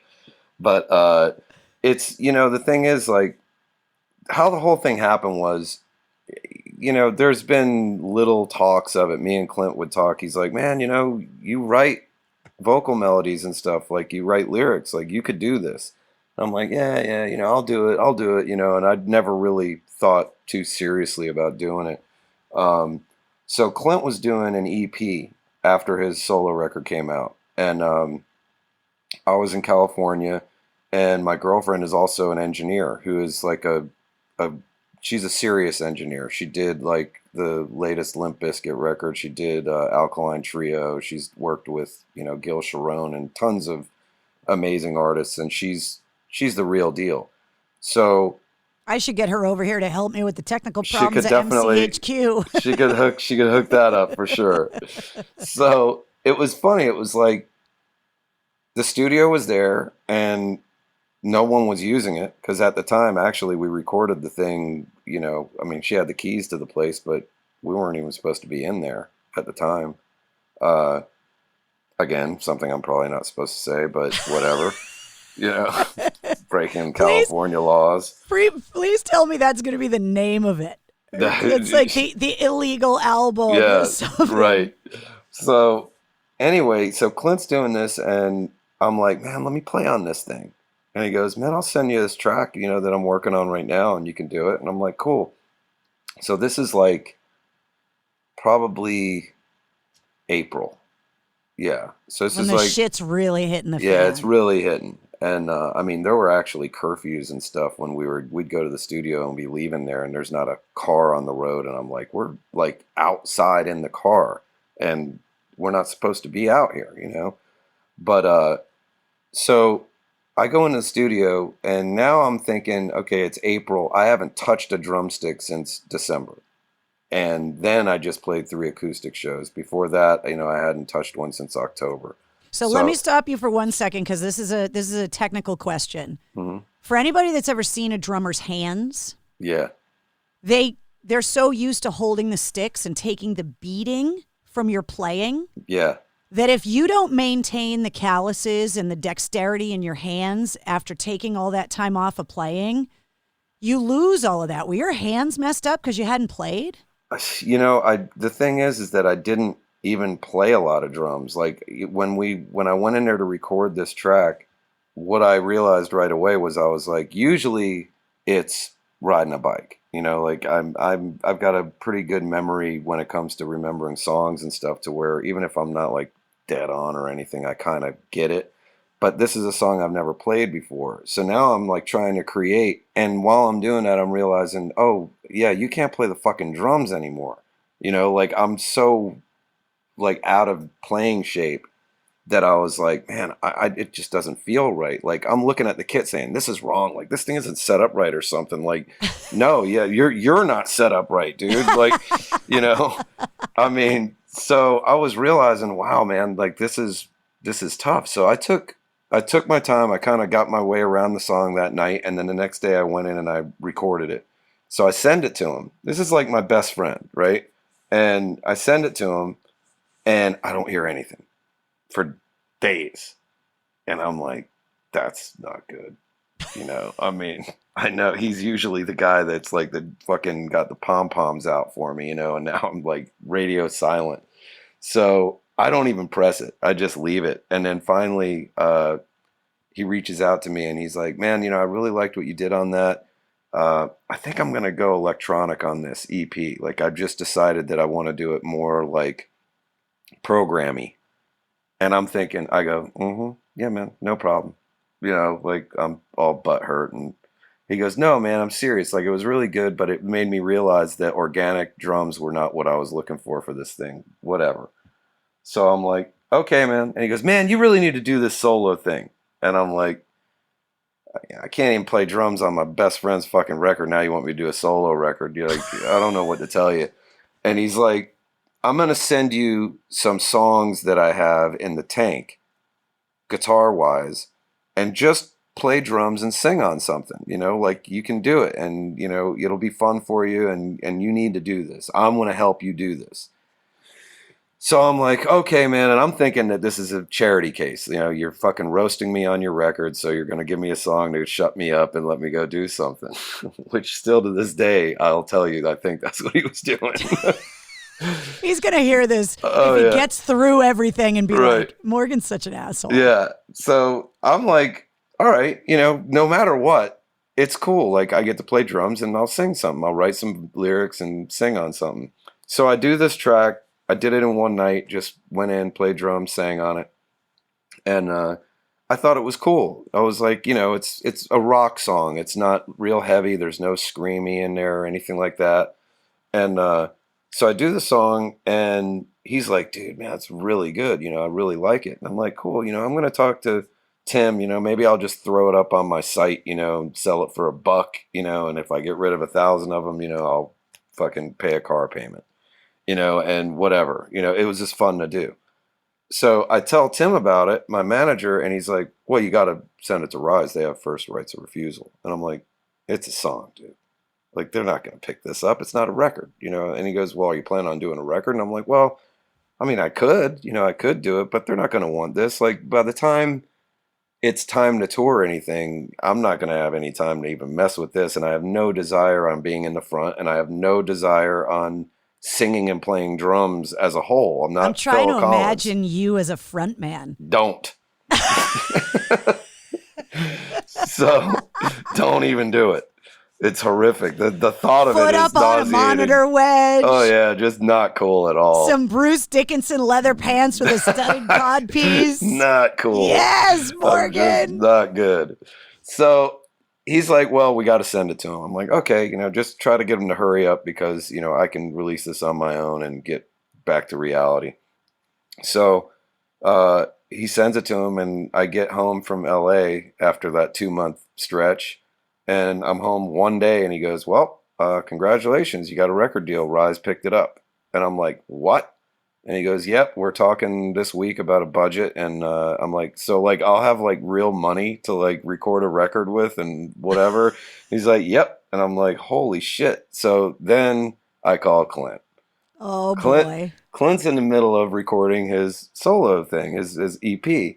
And he's also doing co-writes and stuff with other guys. So he's busy. And I'm like, hey, dude. He goes, hey, man. I'm like, ready to send me some music? He's like, so all of a sudden it's like I stick a solo EP on Clint to write musically, you know? And so it was a trip. It was like, I could tell he was super stressed out. You know, I was trying to just stroke him and say, it's okay, baby. You know, just, you know, get around to it when you can get around to it. No big deal. You know, so that was the first phase. He's like, well, I do have the song, so that's cool. I can give him the basics. So he gave me the stuff to record, but then he had to go re-record it because it was real. Are you there? Oh my God. You're frozen again. I think I fucking lost you. Oh no. I mean. So you want me to tell you what happened? Of course. The guy left. Oh, shit.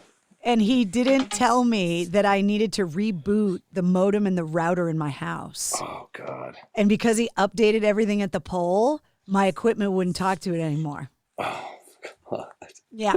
So I decided that we need to come up with a noise that I can play in between all of the hiccups to make this whole interview even fucking make sense. Oh, it's the best. It's the best. I'm never ever gonna forget this interview with you, Morgan. I would have it no other way. It's actually been like pretty intense interview. I mean, like we've been talking about a lot of great stuff, and there's other stuff that I still wanted to talk to you about, and the fact that it's been a technological clusterfuck. The only thing I can be happy about is that it had nothing to do with anything that I can control. Of course. Hey, shit happens. I know. So where we left off was you were calling Clint to tell him that you got a record deal and that he was all stressed out because he needed to get you music. We were talking about the solo record. Yeah. So, I mean, I knew that he was. I could feel that he was, because getting me the music was easy. He already had a lot of it written. But having to retrack it and have it, proper to have, on an actual recording, they were kind of like demos. So he had to go retrack that stuff. But he was my partner. It was like, it never would have happened without him. That's for sure. And so it was that thing where it was like, I got my girlfriend on one side, telling me you need to do this. And then I've got him on the other side, and then I had a budget, and so he sent me some stuff and I started writing the lyrics, and I was realizing, I'm like, oh man, this is just typical. I'm going down the road of telling people about my shit. And, so that's what makes great art though, isn't it? Yeah. I mean, if you're vulnerable, I mean, to a fault, I'm open, I mean, there's going to be some things about this interview that I'm sure are not going to go over well. I told my dad, I was like, Mom's going to kill me. And, he doesn't care. He doesn't care about the stuff I say about him. And yeah, but you know what I love though? You know what came out too is that for all of the hardship, in the toughest moments of your life, both mentally and physically, you turned to your mom and she was there for you. And that's all. Yeah. That's what matters. Totally. I mean, that's what matters. They're both amazing, amazing people. And, so anyway, we're talking about these lyrics, and I'm writing lyrics, and I'm not thinking about anything. I'm not like going, I'm going to write this about this. I start with, a cadence, like rhythmically, this is how I want to sing this, or melodically, I want to go here. And then there's syllable, numbers that are involved to where it's like, okay, what word just comes off the tongue, that I sing, and then I'll sing something. And then I'm like, okay, well, I know what I could write about off of that word. And then I just start from there. So it's really like caveman style. And then it fits rhythmically more than anything. And then I start coming up with, I go in a direction. I'm like, okay, I see where this is going. And then I'll sit down and really dig into the words. And so it was therapeutic to do it. And it was way harder than I thought. Like I ended up gaining a whole nother level of respect for singers, because I sang the first song to do the demo and it was no problem. And then when I went back to do the second song a few weeks later and start, and I had 10 days to do 4 more songs. And I did the next song, and the next day I couldn't talk. I was just like, oh my God, I can't talk. Like, I can't sing, I can't talk.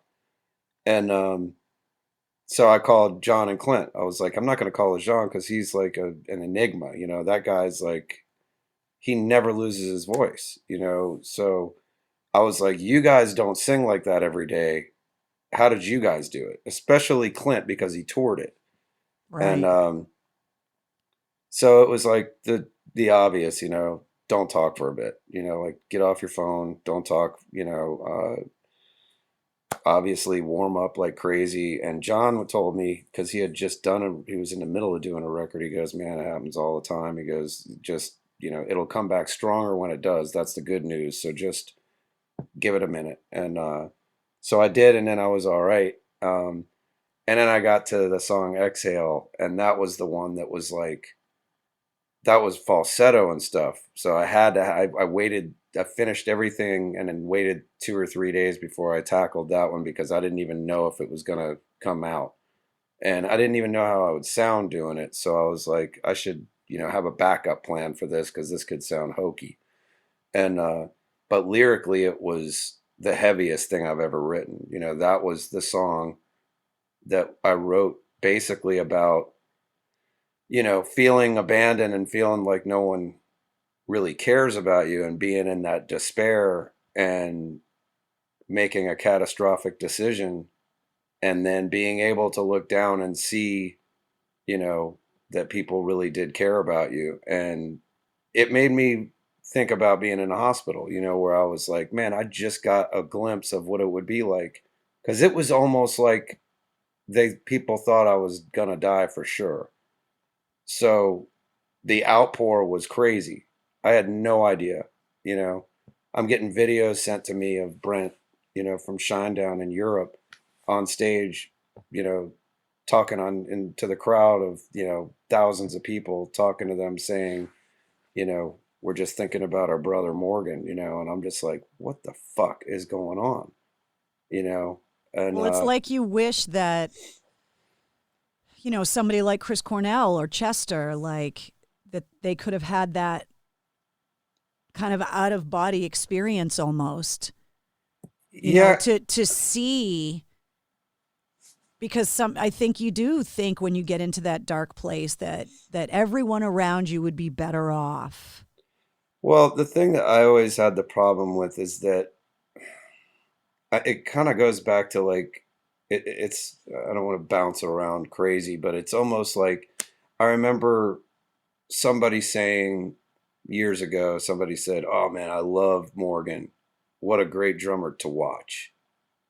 And it was a compliment, but you're a drummer, first and foremost, I think I'm an adequate drummer. I don't have any type of ego in that world, but I think I've done a good job for the band that I'm in. And I think that I've done some good things on the drums as a player, but they said he's a great drummer to watch. And I was like, but am I any good? Like, am I any good? Because it's entertainment, and I know that that's entertainment. And I'm sitting there and I'm thinking, most of the girls that I met on the road, and I'm thinking, would they like me at all if I didn't play drums? And then the people that we're so close to, the people that support our band, they're some amazing people, they are fucking mighty. The Sevendust fans? Yeah, it's fucked up. So it's a mob. It's a very horde loyal. of, yeah. And we are not worthy. It is crazy how amazing those people are. And even with that, you look at it and go, it's the music. It isn't me, it's the music. So it always just felt like, when people are singing the songs or jumping up and down or pitting or doing whatever, you get off on that live. But I always looked at it and just thought, this is going to end. And am I ever going to talk or see any of these people again? Will they ever care about me if I'm not doing this? So I always had that insecure feeling of like, this isn't real. This is entertainment. So this is make believe. And that carried over into my normal life, into my relationships, into my friendships, and so I was very insecure about all of it. It wasn't that I didn't enjoy being in a band and being in a band that was relevant or anything like that. I didn't have any use for like a quote unquote rock stardom. Like that wasn't something that maybe when I was a kid, I was like, oh man, I'd love to be a rock star, but there's a difference between Morgan Rose and Morgan from Sevendust. When you get in a band like you, your last name becomes from Sevendust. Of course. Yeah. And so are you a real, trust me, unfortunately with me losing the radio station, I get what you're saying because I was Mistress Carrie from WAAF. You always will be Mistress Carrie from WAAF. Well, but when you lose the from WAAF, which you'll never lose.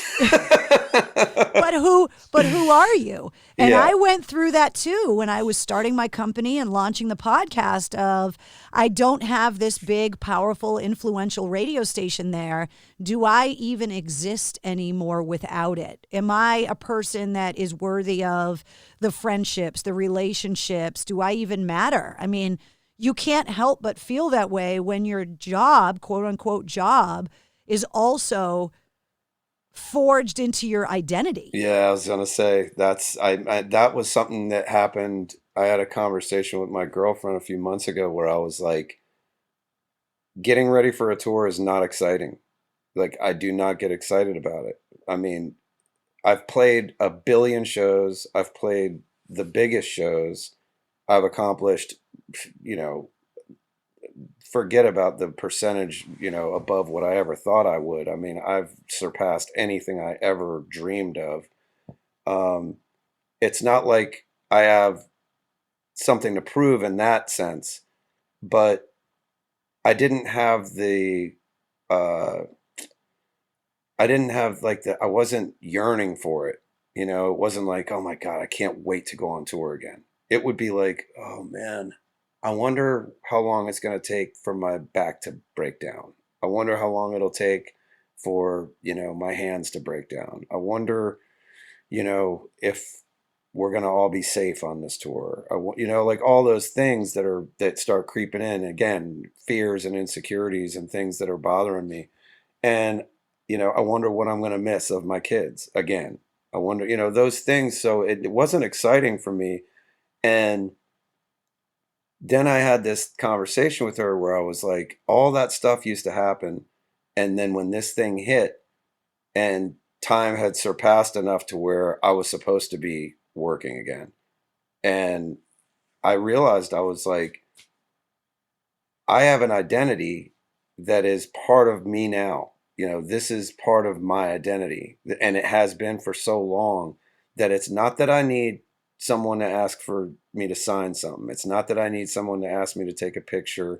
It's not even really that I need them to cheer for a song.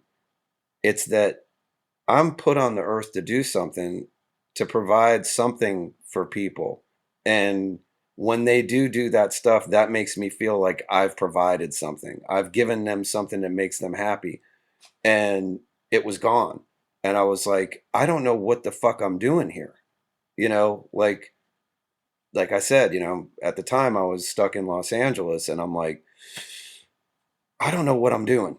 You know, I'm not being a father. I'm not being a son. I'm not being a band member or brother. I'm not You're just annoying your poor girlfriend. Annoying the shit out of this girl that thought I was going to be there 3 days and now I've been there like 3 months. You know, so it's like, oh man. I mean, I had to dig in again. I started to go through the same things with her that I had done in previous relationships where I just thought something's going bad. And she's just a different person. She's a different type of person. Well, you're a different person now because you're aware of it now. You've done the work. Yeah. And you can spot it when it starts before it gets bad. Yeah. Try and get yourself off the course. It's self-awareness is something that I do not have a problem with. Accountability is another one I don't have a problem with. You know, I raised my hand. Yep, that was me. I fucked up again. And I'm good with that. You know, I think that's probably, those are probably two of my better traits, you know, and accountability is a big deal with me. So yeah, I mean, I continue to do the work and I continue to fuck up and I continue to, every time I fuck up, it seems like it's just a little bit less, you know. Well, that's all you can ask for in life, right? Yeah. You're never going to be perfect. That you have to accept that fact too, you know? Yeah. Has all this made your relationship with the kids better? I mean, the kids are so big now. I can't believe it. They're awesome. I mean, the kids are perfect. I did the ultimate thing, and that, thank God I had the opportunity, you know, where I made my mistakes as a parent early and I was able to fix it. I was able to get on track and be the best father that I could be.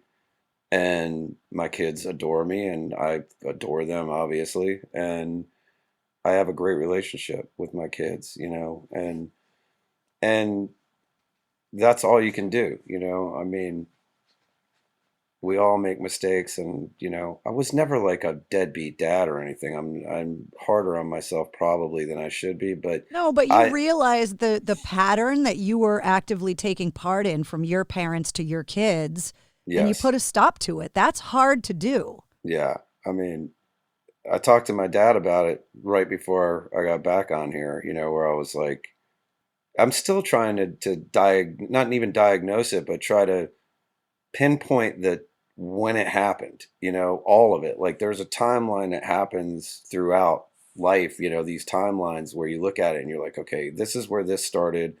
This is where I figured I need to fix this, and there was this space where it's like, how long was I ignoring that I had an issue? And you realize that, man, it was a long time. There's like, I got really lucky that, I didn't fall into some sort of mental atrophy, that would make me, I don't know, chronic or terminal, Well, you're part of an industry that would make it really easy for you to escape. I mean, there's no better way to escape reality than being in a rock band and going out on tour. Yeah, I mean, if you want to, you can do it. Yeah, I mean, it's a dangerous place, You can neglect a lot of people and a lot of things out there and not even realize it. I had this really interesting conversation with Sarah Hagen,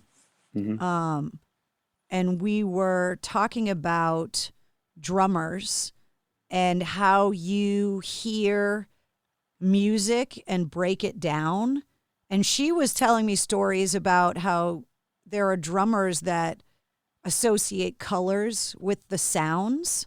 Yeah. And now that you're getting out from behind the drum kit and you're releasing solo music where you're getting in front of the mic, when you're listening to that rhythmic pattern and you're putting lyrics to that, what does it sound like in your head?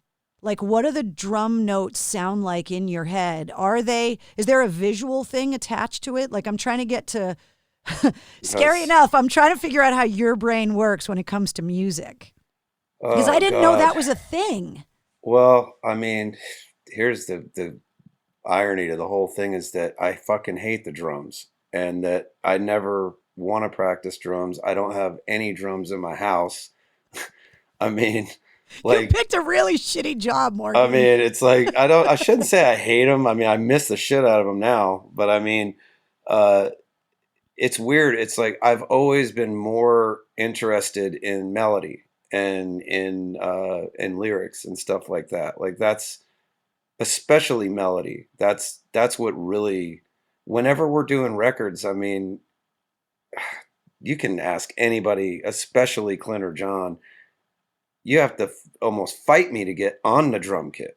Like we'll be working on stuff and I'll be sitting in a room with Clint and we're working on vocals to something.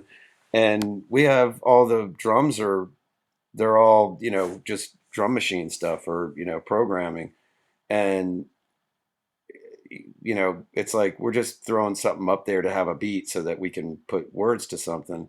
And then it's like, all right, you want to track this? And I'm like, well, hold on, man. Maybe we should go back and listen to that chorus again. Dude, the chorus is done, man. Go play the fucking drums already, Because it's like, I mean, I'll do anything to avoid it. It's the weirdest thing in the world. So when I'm hearing it, I'm hearing melody, I'm really listening more for melody. When I'm playing drum parts, if there's vocals already done, over the last few records, we've done a lot of programming early and then drums afterwards to where then I can play around and try to stay out of the way of certain things. But early on, it was like just wild, wild west. It's like there's no vocals. Cool. I'll just play drums all over everything. And that probably wasn't real smart, but, I had no idea. I mean, I had no idea what I was doing and I barely know what the hell I'm doing now. I've had a lot of really amazing conversations now that I started the podcast because I actually have time to talk. Yeah. And not just about the upcoming record or trying to help sell tickets to a show, but I can actually have these amazing conversations and and hear parts of your life that I didn't know or that maybe other people didn't know. And I had a great conversation with Will Hunt. He's a great player. And I've known him since we were kids. Well, it was me, him, and Troy McClawhorn, all three of us together. Oh, yeah. And we were talking about all of your old days and whatever. And I asked the question about if you knew then what you know now about your own health, meaning what playing does to you. Yeah. And we were talking about drummers like you and Shannon Larkin, and talking about, a guy like Jason Newsted, where your playing isn't just playing, but it takes over your body. Yeah. And you're talking about these insecurities about, when is your back going to go out, or when are your hands going to give out? Your style of play, and the reason why somebody says, I love to watch you play the drums, is that you take the drum parts and you infuse so much of your personality that not only is it great to experience the music, but watching you play them is a whole other level to it. And so what are you doing to be able to get out of bed with the way that you play the drums physically? I mean, are you doing stuff different than you were 20 years ago? I bet you are. I mean, yeah. I mean, I'm definitely I'm in the gym a lot. I don't party, it's not like. Are you sober now, or are you just self-policing? Well, I mean, I don't think that I have the right to say I'm really sober. It's funny because, my girlfriend doesn't drink, and the pandemic happened. Everything kind of worked out really good for that, because I'm absolutely the type of person that if I was like heavy drinking before this, I'd be a train wreck now. I mean, there's a lot more downtime, and a lot more boredom and a lot more to be concerned about. So what do you do when you get a little too concerned, a little too bored, and a little too depressed? Let's grab that. And so it worked out real nice that I was with her when it happened. And I mean, she has zero issue with it. She'd be like, we'd be in the store and I'd be like, dude, that's my brand of IPA right there. And she goes, get it. I'm like, what am I really going to do about it? I mean, just sit in the house with her and you drink and she's not. Yeah. And it was like, I didn't have the real bite for it. It wasn't like, oh man, I really could use that. So I don't know. It's like, it's something that I'm pretty sure that I'll definitely drink again, because, and I talked to Clint about this a lot. He's like, dude, you're not an alcoholic. Like, you're not. So, you're a social drinker, and at times a little too social. Yeah, I was going to say at times you can get real social. Yeah. Whether there's anyone there or not, socializing with myself. But I mean, it's, I haven't had the real test of being on the road, but I do know that I realized from getting sick, and I realized, going out there and playing those few shows in December, it's like the hangover is different. That's for sure. Like, the difference is it's there the same as it ever was, except for that it doesn't take that many to get there.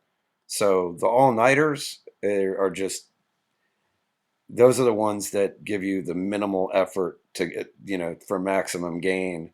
And we pull it off. Or I shouldn't say we, I pulled it off for a long time. I was able to get up there and sweat out enough to put on a good enough show to where I don't think anybody really thought that I cheated them. But in reality, I was going up there at not 100%. But is your back and your hands and all of that just from the years of playing? Oh, yeah. Yeah. That's all from that. That's all bad.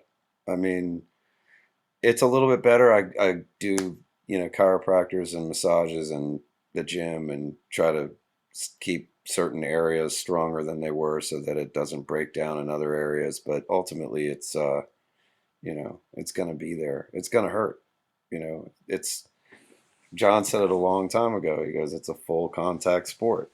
It's going to hurt. So, I can handle it. I mean, I can handle it now. So I'll now handle it, and I'll stay doing it until I can't. Of course, we've been asked the question, how long are you guys going to go? Please tell me you're not going to, this won't be the last record and all that. And I'm like, I think we'll probably be around until we just can't, I did look at some videos not that long ago and realized that I was like, wow, it isn't what it used to be. We might play hard and we might still be, one of the better performing live bands, but it's not what it used to be. But it can't be. It can't be. I'm swear to you, I'm trying, but it's like, it's almost like, the flip side of, trying to gain muscle, where it's like you go do it every day. And if you just, it looks like it's not moving, you're like, I'm doing good, but it's not really going anywhere. It's not changing. That's kind of the way it was on the flip side of playing, where it's like, we're playing hard. Yeah, we're playing hard. Oh yeah, every day we're playing hard, and it keeps going. And then they go, hey man, go back to when it started. Go back to 12 years ago. Go back to 10 years ago. And I'm looking and I'm like, I think I'd die if I did that, like, and then that pisses me off, and then I'm like, no. I mean, I can get better. I can get closer to that. I can. You have a better chance of doing it if you're healthy, like 100%, not drinking and taking care of yourself, and 100%. So that's the drive. That's the goal. Is I don't know how much longer we'll do it, and we're very lucky in the sense that, like we had said, the Sevendust community is rabid, and they know that we love them. And they know how much we appreciate them. And that started from the beginning. It started from playing in front of 10 people and meeting all 10 and hanging with all 10. And then next time it was 50 and we met all 50 and hung out with all 50. And I remember, going back the fourth or fifth time to that city that started at 10 and there being 400 or 500 and going, man, God, it's going to be a lot of people to meet tonight. And somebody looking at me going, dude, if you're lucky enough, it's going to get to a point where you just can't meet them all, and we were like sad about that. It was like, but we want to say thank you, and it's like, yeah, man, that's what the stage is for, babe. Yeah. It's like, so I think people approve of our behavior towards them. I think that they know that we care about them. I think that they know we're genuine. And I think that's the reason why we're here. I mean, I don't really believe, in all honesty, that it's just the music. No, I don't think it is either. I mean, it's the relationship. We're a family. Absolutely. And that has allowed us to be invited to, the family get-togethers. Because they're the fucking boss. I mean, they're the boss. And somebody told me, they're like, yeah, what's it like, man, to have been 20 plus years and not have a boss? And I'm like, not have a boss. I'm like, dude, I got fucking tens of thousands of bosses. I got hundreds of thousands of bosses. I mean, the minute that they don't like the work or they don't like the attitude, whatever it is they don't like, I'm fucking fired. They ain't coming to dinner. No, and I'm not invited anymore, so I'll keep on behaving accordingly. Well, that in the Northeast, obviously, the relationship goes so far back and there's such loyalty that even though you are such a vocal enemy of the state when it comes to sports, and we still love you. I know. That shows the love right there. I mean, there's like no other place in the world that you go to a concert and they're chanting Yankees suck. It's like unbelievable. When you called the last day that AAF was on the air, we were talking so much about the old times and, the old stories, and we couldn't get to them all. And we also couldn't really tell them the way that they needed to be told because we were on the radio. And one of my favorite stories was when you guys were recording home and we rented that limo bus and took everybody to Fenway.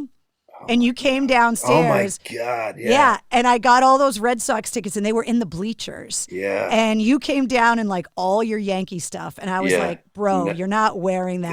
They were playing the Angels that day. This is how fucked up it is there. They were playing the Angels that day. I took all the Yankee shit off because I was like, I absolutely. You didn't take it all off. You wore the hat. You refused to take the hat off. I think I got a few, hey, Yankees suck, while I was walking through. But everybody was cool. And then, like the 6th inning, the entire fucking stadium is chanting Yankees suck. And I'm looking around and I'm like, the Yankees are playing the Mariners in Seattle today. And Red Sox are playing the Angels and they're still chanting Yankees suck. It's fucking crazy. The hatred was real. You went down at Fenway when you sit in the bleachers. You have to go down the stairs and then under the bleachers to get to where the concession stands and the bathrooms are and stuff. And you were like, I'm going to go get this round of beers or whatever. Yeah. And you had your hat on backwards and you're walking down the stairs and somebody up behind us, I will never forget this, yells, "Hey, Yankees fan, get up here so I can fuck you in the ass." Oh, my God. And you looked at me and I was like, told you not to wear the shit, bro. Jesus Christ. Oh, and it was like a Sunday afternoon. Yeah. Like family right after church. Unbelievable. I mean, but you know what? It's weird. It's like after the Red Sox won a World Series and even before 9/11 like changed the whole thing. Yeah. It was different, It was like then it was like it was still like we don't like you. I don't like you either, but you still suck, but we love you. Yeah, it was that, and it was wild, to see. I remember seeing those signs that said, I'm a Red Sox fan, but I love New York. Or, and we got the same in return after the marathon bombing from the Yankees fans. Exactly. Yeah. Exactly. And well, I think everybody realizes that, without the greatest rivalry in sports, the whole league suffers. It's still the best. And it will be. Yeah, it's the best in sports, period. I'm going to bring it up only because you and I have not talked about it, and we couldn't talk about it the last day of AAF because of FCC regulations. Oh, boy. I can't fucking wait. I took so much pleasure. Is it Schadenfreude? Is that the word? The pleasure in someone else's misery and pain? Oh, Jesus Watching Christ. your Instagram videos at the Super Bowl when the Falcons just shit the bed in the third quarter and towards the end of the game. Like, because the first three, every time the Patriots scored, you were like on your stories on Instagram, like, fuck you.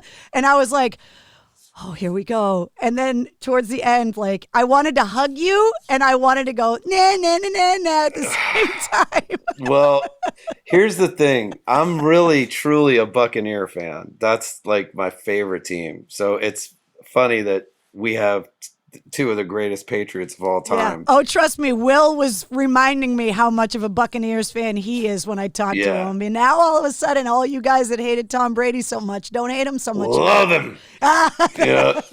But it's totally different. Like, I mean, I respected him obviously, but I fucking love the guy. He's just amazing, I mean, we're very, very lucky to have him. And it's fun to watch the Buccaneers again after, forever of them being terrible. But I was in Houston for the Super Bowl, and I did want the Falcons to win the Super Bowl. They're my secondary team. And I could tell it was happening. I could see it happening. And I remember I was getting messages from people saying it's a fucking blowout. And I'm like, man, I just wouldn't bet against this dude yet. You got ALCS 2004 in your head. Oh, yeah. Down 3-0. I was with you after 3-0. And you walked up to me. This is how weird this is. I will never forget it. We were playing there after New York had won game 3 the night before. without even giving me a hug or anything, you looked at me and said, just don't even fucking say a word. First thing out of your mouth. And I said, what am I saying? I ain't saying anything. She goes, it's fucking over. Don't even say anything. And I said, I'm not saying anything. Hey, anything can happen. Nobody believed it. And after the first game 4, I was like, this is fucked up, man. Like, they got life now. And Millar had said it. He was like, hey, we got this going tonight. Don't let us win tomorrow. Yeah, don't let us win tomorrow. And then it happened again, just like it did in game 4. And I was like, now it's big trouble. Big trouble. But now that you're on the other side of Tom Brady, right? When you're in Houston and you're watching your team that you're there to cheer on start to slide, you can feel the energy. Oh, it sucked the fucking life right out of you. And now that he's playing for the Bucks now, you can feel the momentum charging forward when he's getting ready to do one of those crazy Brady fucking pull a win out of your ass comebacks. It really is a tangible feeling that you can feel the wave shifting. It's weird. The coolest thing about it is that, like, I watched the game the other night and I was expecting them to blow the Giants out. I didn't realize the Giants actually had somewhat of a defense. Like, they were like number 4 or 5 in sacks. They got to him twice. He was not happy. But I was expecting a blowout. Then they were losing, and they were losing decent. I mean, I can't remember if it was 14-3 or 6 or something. I don't know what it was. But they were losing, and they looked pretty bad. And I never got nervous. I just never felt like there was anything. Even when they had a chance to tie it with a 2-point conversion, I'm like, even if they do, they're not. We're still winning this game. Tom Brady's not going to let them lose this game. So that's what he really brings to it. Is he takes the fucking anxiety level down. Yeah. And the excitement goes up and the anxiety goes down. I guess that's the best way to. Yeah. You know, he's amazing. I mean, all of us here are obviously. You know, not only here in Boston did we get told, you know, St. Patrick's Day is fucking canceled because of COVID. And then we get the announcement on St. Patrick's Day that Tom Brady's leaving. And we couldn't even go out to the bars and get drunk together. Like we're all quarantined in our houses and unable to mourn this unimaginable sorrow and loss that we all felt. You guys, there's probably the secondary team in New England is the fucking Bucks now. Oh, 100%. I mean, it's the coolest thing to have. They're probably selling so much merch and mailing it to zip codes in Massachusetts and all around New England. Yeah, man. I mean, it's weird. The funny thing is that I respected him when he was with the Patriots the last few years so much that I got to the point where I didn't dislike the Patriots or him anymore. I just was like, the guy's too fucking good. You know, like I actually rooted for them and it was weird. I mean, it just kind of happened, you know, it wasn't even like, I think I'm going to be a Patriots fan now. Just without me realizing it, I was like, drafting them on my fantasy teams and, you know, pulling guys. How many teams do you have? Right now I've got 4. Oh my God. Yeah. Right now I'm rolling with 4, but you know, DraftKings is also in the mix too. So that's all. We used to have a league at AAF and they needed somebody to come in and round out the league. And I didn't want to do it because I think it's stupid, but I was like, fine, I'll do it. And then I got sucked into it. So I went in there and one year, I don't remember what year it was, but it was maybe 10 years ago. I went in and I drafted every single person with the last name Johnson.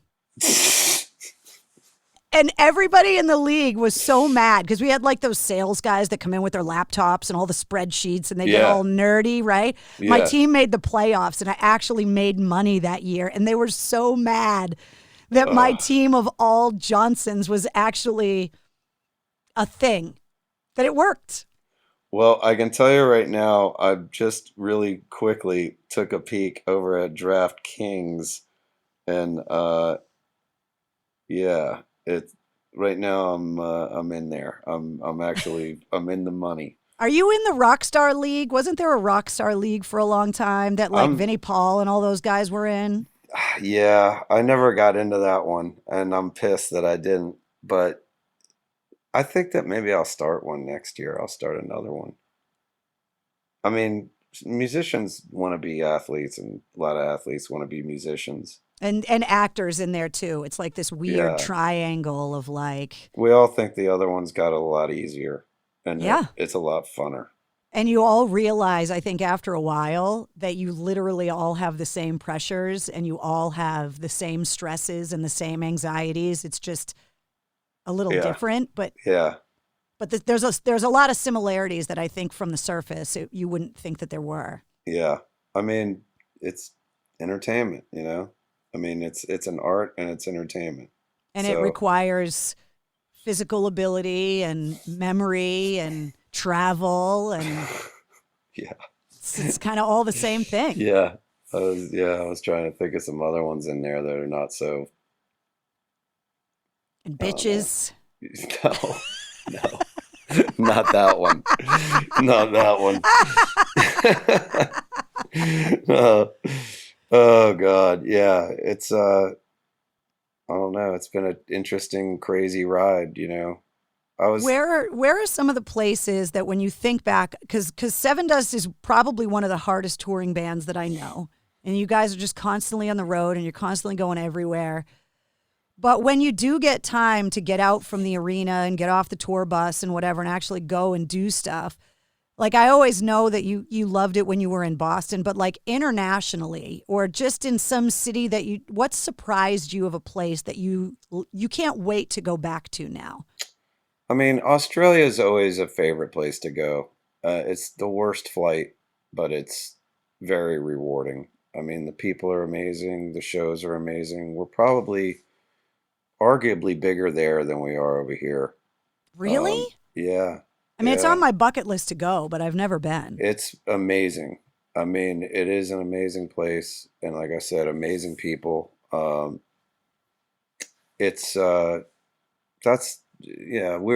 We've already had one tour canceled there. And I think there could be another one. I mean, because, you just can't go anywhere. But that we're looking forward to going there. Europe is always fun. Europe, we kind of neglected Europe early on. And then when we tried to recapture some glory there, there were people that were taking care of us that were not really taking care of us. And before you knew it, it was like, well, you can go, but if you go, you're going to lose $70,000. And it's like, wait a minute, but how much money are we going to make? And they're like, no, you're not going to make any money. You're going to lose 70,000. And at that time, it was like, we're not, perception is whatever. This is not a band that is, bawling. We work for a living. We've done really well, and we've actually done better and better every year the last few years. Like we're in good shape, but we're not retire shape, and we're not multi-millionaires. And so losing $70,000 is one thing, but going over and spending 2 months and making no money and then losing 70 is like, whoa, man, that's not going to work, And it's not just the 5 band members.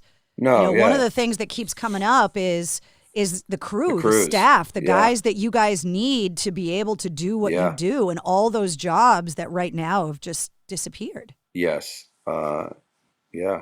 I mean, it's those guys, we've done whatever we can, and we continue to do whatever we can to help them. It's the whole thing is just real ugly. It's really, really, somebody went on, some congressman from somewhere said, people in arts and entertainment should think about going back to school and choosing a different career at this point. And I'm like, fuck you. We'll figure it out. But there has definitely been a lot of people going through some really, really tough stuff here, including, in our business for sure. Well, one of the things that's been crazy about launching the podcast has been expanding an audience across the country when I was always a DJ from Boston. Yeah. And now I have 93 countries now that download the podcast. That's pretty awesome. It's insane. Like last week or 2 weeks ago, it was Brunei showed up as like a new country. And I was like, who the fuck is listening to me in Brunei? I love it. Brunei's going to hear all about some real fucked up shit when I hear this. But it's been, for me, I was in mourning for weeks. Like I was isolated and socially distancing and preparing for the apocalypse before COVID because I lost what I had worked my whole life for. Yeah. And, to be able to build the studio and launch the podcast and get the website up and running and, You did this really quick, I mean, in all reality, it's like. It felt like two snails fucking uphill in frozen molasses, dude. I knew I was never worried about you. I really wasn't. I was totally, I mean, you were a talent in yourself, and I knew that was not an issue. I knew that there were other opportunities for you as well, that we had talked about. But I didn't have any concern about it. I was like, I'm not worried about her. Like, I know it's all going to be good. That wasn't the problem. The problem was just the problem. The industry imploded. The fact that station went was like almost like nobody's safe. Like that's exactly what it means. I just was like, wow. I mean, because this is not an issue with listeners. This is not an issue with with popularity or passion. Nope. This has zero to do with that. This is a breakdown in the industry. So yeah, that was a really weird day. I was genuinely like, I was full on sad, and it was one of those weird things where it was like I wanted to break down over it, and then I'm sitting there going, I don't have the right to do that because the person that's like responsible for this is barely holding it together, so I'll just keep it cool. Oh, I lost it. Like, I mean, we played Black Sabbath as the last song before we signed off the air at midnight. Yeah. And I was hysterical. I mean, it's very rare for me to break down in uncontrollable sobs.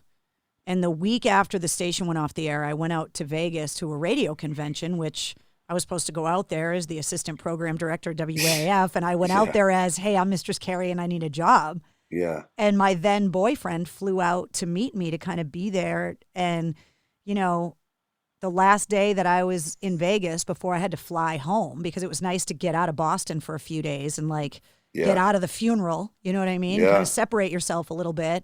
Yeah. And I remember curling up in a ball and uncontrollably sobbing on him. I couldn't stop.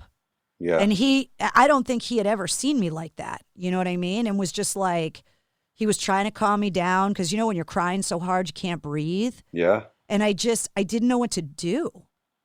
And I was like, I'm so scared for one of the first times in my life because I have no idea what's in front of me. And at this point, this is February 29th. I knew COVID was a thing, but it wasn't the quote unquote thing it became. You're right around the corner. Yeah. So coming home to it and like the next week or so, it was like a shit show. And I was like, oh my God. Yeah.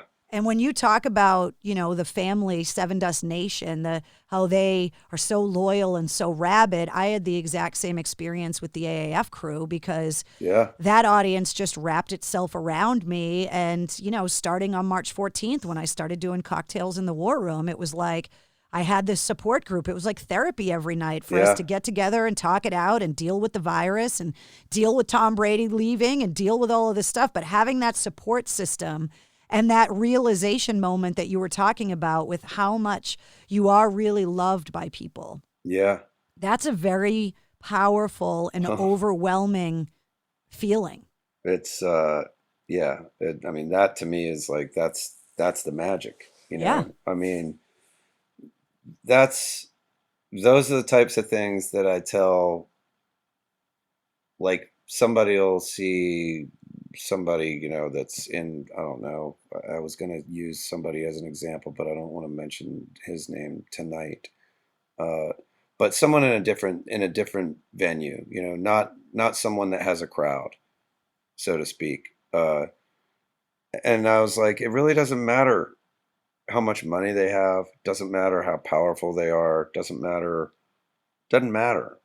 They will never be able to feel what this feels like. They don't have enough, there's not enough money to do it. You can't buy your way in here. No. So it's like to have that kind of support and have people that are that loyal, you didn't have to buy it. You provided something for them. They got it. They understood. They bonded with that and built a loyal relationship. And when you have that, and you have that in the masses, that shit's magic. Yeah. It's very, I look back now at how I dealt with things very early on in the year, and I'm like, when you talk about, oh, well, you did everything that you did so fast, it felt like an agonizing, slow crawl on razors every day. But then when I put it all in perspective and look back to where it all, look back to February 21st, signing the station off the air to now when you and I talking again. You know, we talked that day and we're talking now, and it's like, this is I don't way think I'm cooler. this is way cooler. It is. I mean, it's just like there's no time limit on something. There's it's fun. I mean, I always did podcasting when I was at the radio station, but when you got access to artists and whatever, there was just always this pressure of the business stuff. Like, don't forget to talk about the show. Don't forget the record's coming out. You make sure that you give out the website and make sure that information gets out there because your window is a lot smaller. And look, we're all trying to do our jobs. I mean, we got to be responsible. If you did an interview with me and didn't mention your fucking record, you'd hear about it. Yeah. No question. And so now it's like, we're going to talk about the record. We're going to talk about the band. We're going to talk about the tour. But I just feel like, it's so much more personal now. And it's so nice to allow people to get to know a different side of like just you and I and how we talk and how we hang out and the things we talk about. It's like, they get to kind of listen in a little more than they would have before. I'm sure they learned a bunch of shit today. I'm absolutely going to regret 80% of this entire fucking conversation. Well, before I let you go, talking about the boyfriend story in Vegas, did you hear the news? Oh, shit. I was about to ask what happened to that victim, and now you got that to fucking show me. Bling, bling. Yeah. That's great news. Somebody got hitched a couple months ago. Oh, it's all done. It's done. Oh, my God, you're married. 2 rings, baby. Oh, my God, that's so great. Congratulations. Look, it has skulls on it. See them? That's too great. Good for you. Thank you. That makes the whole thing perfect. I'm super happy for you. You deserve that more than It was anyone. Nice to have something good happen in 2020. Like, it was nice to have a day that was just about being happy and being, You said my then boyfriend. I said, God damn, another one's fucking done. I didn't even bring it up. I didn't even comment. I was like, I'm not going to put her on that shit right now. And then do I get this? Well, that's a pleasant surprise. I'm really, really glad to hear that. And I love you and congratulations. Yeah, it was, we did a socially distant wedding. Like lawn chairs, people brought beer coolers, everybody had little groups of pockets of people to be safe, and we got married outside and just said, fuck it, let's just do it. That's too cool. Yeah, I love it. It was good. So I love it. Yeah, and then he deployed. So, Happy 2020. Unbelievable. I know. Well, that's great news, though. Yeah. So I was excited to tell you. I didn't know if you had seen anything on the gram or anything. I had no idea. That's beautiful. Yeah. So some good things happened this year. Yeah, that's wonderful. There has been some good stuff. No, there has, and I think it was Tommy. Was it Tommy Vexed? I forget who I was talking to that said, if you don't come out of this year better, a better person, a better husband, a better father, a better at your job, smarter, then you did something wrong, because it's it's like the coronavirus is kind of shaking the Etch-a-Sketch a little bit and forcing everybody to kind of evolve a little bit, like this is our opportunity to try and get a little better. So that's kind of what I'm trying to do, is just use this opportunity as the world slows down a little bit to just try and be better at everything. If nothing else, I mean, the time's been there, like I said, having to do the work on your own, do yourself, like I realized something. I said this, I might have said this in a post, like I'm some fucking poet. I hate I hate throwing out long posts, and I'm terrible about doing like inspirational things because I'm just like too introverted for all that. But there's something that definitely like was a realization for me, and that is that self-help is something that never stops. Like it just never stops. I don't trust myself. The game is never over until the game is done, so it's like I thought that I had it figured out. I neglected working on myself because I had gotten to a point where I was like, I'm good, man. I went and did the work and I'm fucking great. It's Gandhi's all in the house. Moonlight and fucking roses from here on in. It's all fucking good now, and I was like, I got it all figured out. And just such an ego to think that, to think that I didn't need to continue to do maintenance, and that's really what it is. I mean, you can get to a great place and know that there's going to be something at some point. And if you're not prepared, you neglect that maintenance and it just hits a little harder. So that was it. I only needed one lesson on that. And now it's like, I do a lot of work, and that keeps me together. Well, you've used this year to do the work, obviously, and to do something that was challenging for you with the solo record, which, I've only heard a little bit of it, and I know we're going to hear it very soon, and I'm very excited for you. And, I can't wait to see you with a foot on a wedge, leather pants, Bruce Dickinson codpiece, lead singer up there. It's not happening. Yes. I'll play drums and hire a singer. I ain't fucking getting up there. That shit's too close. Oh, come on, man. Just, shirt ripped open. Oh, God, yeah. Gut hanging out. Trying to do some of those famous Lejean front moves. I'll leave that to him. He's the man. I like just sitting back in the back and being in my own little world back there. Has anybody spent more time in their life watching Lejean's ass than you? No one. Nobody. I mean, there's many people that are jealous of that seat, I'm sure, but I mean, it's literally been your view for 23 years now, 24 years now. I mean, it's like, it was weird. Like, I went and saw, somebody asked me a question, and I did another few interviews today. It might have been them. I don't think it was you. We've been talking so long, you don't even remember what I asked you. But I do know that I did. Somebody asked me what my favorite concert was that I'd been to. And I started naming these shows like, 9 Inch Nails, Downward Spiral, and shit like that. Oh, so good. And like, I forgot to say Vulgar, Pantera. That was amazing. But I was like, my favorite show that I've seen in the last decade at least, and maybe one of my favorites of all time, was I went to Nashville in January, I think. February. Yeah, I went to Nashville in February and saw Clint. And I was in tears. Like, I was full on crying at the soundboard watching him, because I realized at that point, I was like, I haven't seen him, other than like get up and jam with somebody. I haven't seen him put on a concert in 25, 30 years. Well, because he's always with you. Yeah.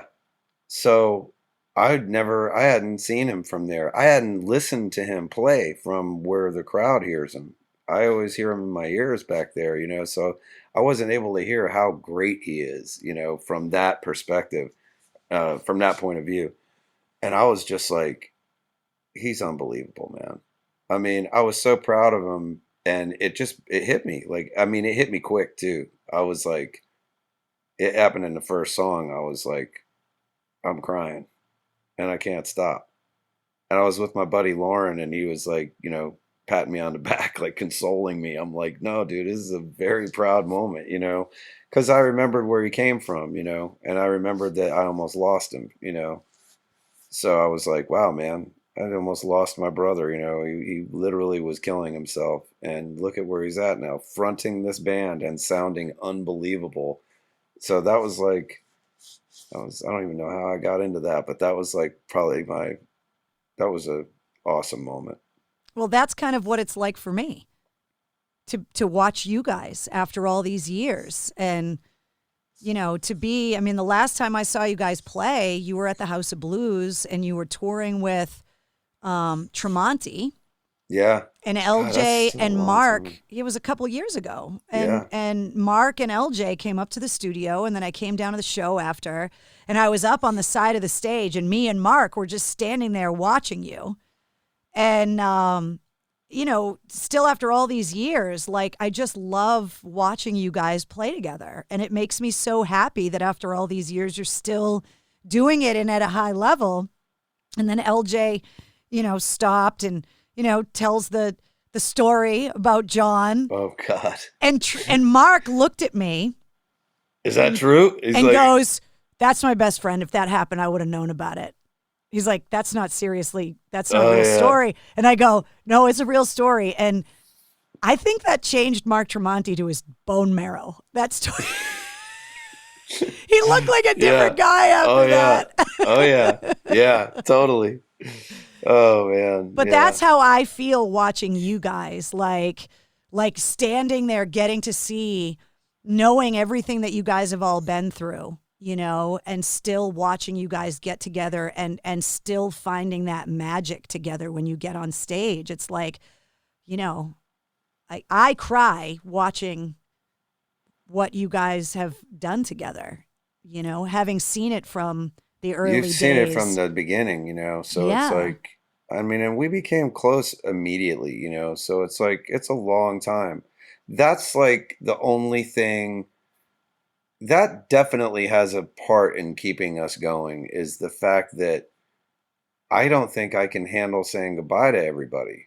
And it's not just the guys in the band, it's the people, you know. It's like, because I know for a fact that, you know, when Lejean says these things like it's not a concert, it's a family reunion, you know, it's a lot more serious than it sounds, you know, like that seems like, because he says it every night. And so, but every night it's real. It's real. You know, it's like, I know that I'm going to see Jesse when I go to Denver. You know, I know obviously LA is what it is. I know I'm going to see Carrie in the Boston area. I know that I'm going to see Ray when I get to Florida. I know that I'm going to see Chris when I get into Texas. I mean, it's everywhere. And it's not just those people that I can just throw a name out. There's dozens. Yeah. You know, and you think about it, and it's like, man, if I don't do it this way, when am I going to see these people again? When you're going to Maine to eat lobster with your fucking girlfriend and you don't call me on the way. Yeah, that's sure. Yeah. If you ever you're stuck having to deal with us. If you ever go to Maine on vacation and you don't fucking call me again, yeah, no, we're in a fight. Happen. It'll never happen. We're in a fight. It'll never happen.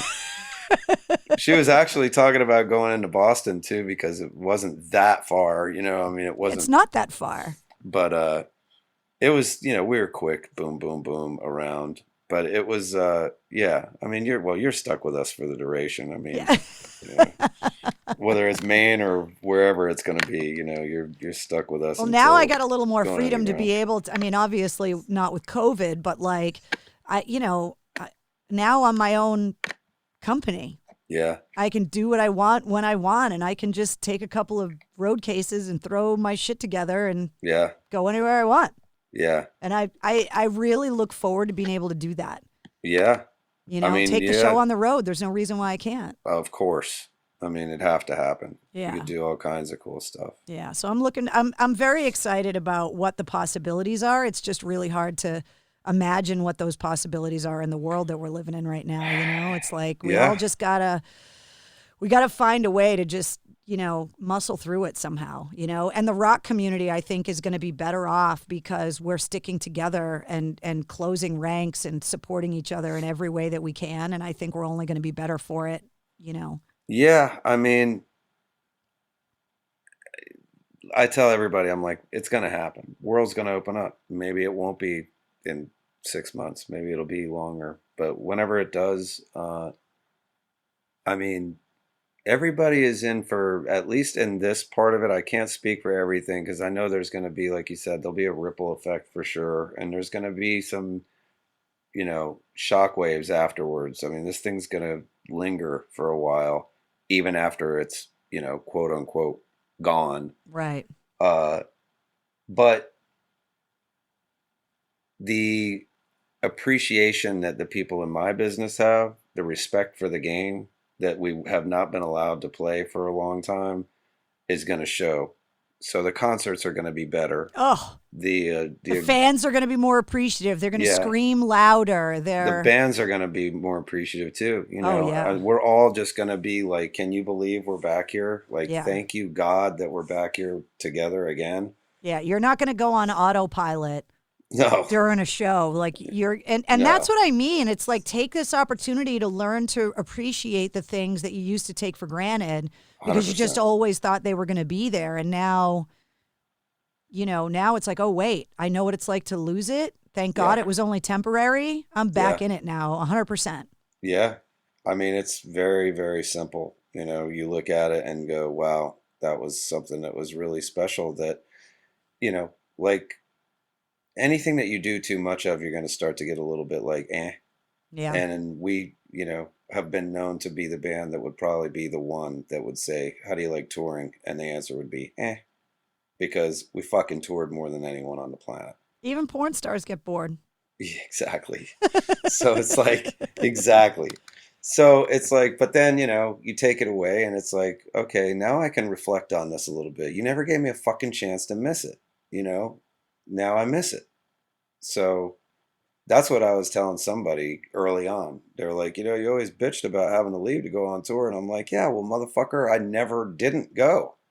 Like, I needed a chance to like look at what the hell just happened, So now you're a porn star in need of a blowjob, man. Like, yes. Oh God, yeah. Well, yeah, that's one way to put it. I mean, we're excited, but we're just waiting. We're like everybody else. We're just sitting by waiting. Yeah. We're watching sports. I know that. That's something that I was told, like, keep an eye on how many people are in the crowd at the sporting events, because once you can fill a stadium with people, as soon as the sports come back, concerts are back. Yeah. Yeah, 100%. So, that's what we're hoping for. I was just told I'm going to Illinois to produce these two bands up there, and I was just told yesterday that they were closing down a bunch of the hotels that I usually stay at, and they're like, I guess you're going to be staying in Iowa. And I'm like, really? They're like, yeah, they just shut it down in Illinois again. Things are, weird here too, shutting things down, curfews, all that kind of stuff, mask mandates. I mean, those haven't gone away up here, but it's a fine line, where it's like, I want to be informed. I want to know, obviously, what's going on, but at the same time, it can be overwhelming. Yeah, the Groundhog Day effect of it's not fixed today and it's not getting better. All I know is, okay, well, what is it that I'm supposed to do? Oh, wear a mask, wash my hands, social distance when I need to, and do that. I'm like, okay, well, that's what I'm gonna do. Yeah. So I don't know what your fucking number is today, and it's not that I don't care. It's I just don't want to fucking look at it because it's not going to affect how I'm going to handle it. I'm going to do the responsible thing every day. Your number's not going to fucking change how I'm going to handle it. It's the people that aren't going to do the right thing, and it's like, yeah, come on, man. Like, yeah, we all want to go back to work. Yeah, 100%. I mean, that's the part that's frustrating. Yeah. Well, God, I just almost went in there, and I'm so glad I didn't, because I always get pissed off when I talk about that, and I was 2 seconds from doing it, and I'm so glad I didn't. all it took was the comment, "It's the people that aren't," and I went, "Motherfucker, here comes the fucking, yeah, here comes the face-to-face voice." No. Fucking damn it. Telling you, man. Well, it was the highlight of my week to be able to not only catch up with you, but I love the fact that I have the ability to, like, that we can see each other and talk. Yeah. And every time I talk about it in the podcast, I get comments like, how come we don't post the videos? And I'm like, well, the service I'm using, the video is just there so that we can actually be human. The video aspect of the podcast will come eventually. Yeah, it changes the whole thing. Yeah, to be able to look at each other and yeah, you know, and you to know that you're not posting it, so I can, like, you know, pick my ass and yeah, yeah. I mean, like, we both went to the opposite end of the tube. Right. You know, but that's like the beauty of it, because, you know, I mean, you know that we love you so much, and you know, so this is cool. There's something disconnected about being on the phone, you know, where it's like, you know, this. You know, like, I know when I get on the phone, now that I'm working, you know, and I'm at home, like a lot of other people, I can't just sit down and be on the phone. I pace around the house. Yeah. I pick things up. I'll walk the dog. I put laundry in. And so you're not 100% there. There's 5% or 10% of you that's not there when you have to look at the person. Like, if you were off doing something and talking to me, I'd be like, hey, fuckface, you want to sit back down and look at me? We're having a conversation here. Right. Yeah, exactly. So it keeps you engaged. It's a brilliant tactic, by the way, because you just nailed it. I would have been doing all kinds of other shit, you know? Like, I got to dust this place. I got dirty underwear on the floor over there. There's macaroni and cheese dishes in the sink. Right. All that. Yeah. All that. You're a single. Well, you're not a single guy, but you know, you're living at home. Like, you're a dude at home. Yes. Yeah. And you don't have other guys in a tour bus like forcing you to be neat. This is so funny. I'm just gonna say this, and then we can bail if you want. But I just thought about it. So me and you were talking, and then Cable Man fucked up the whole deal, right?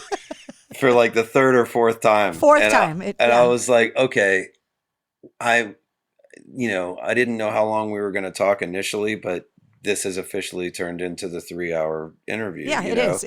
And now it's like, that was not my intention. But no, I'm good with it. I'm great with it. But I was like, I didn't know that, so I was like, I got to go to the gym. So I'm thinking, I could haul ass to the gym right now. It's right across the street from my house. If she's ready to go, it'll be an excuse for me to get out of the gym early. So that's great. That's what I'm going to do.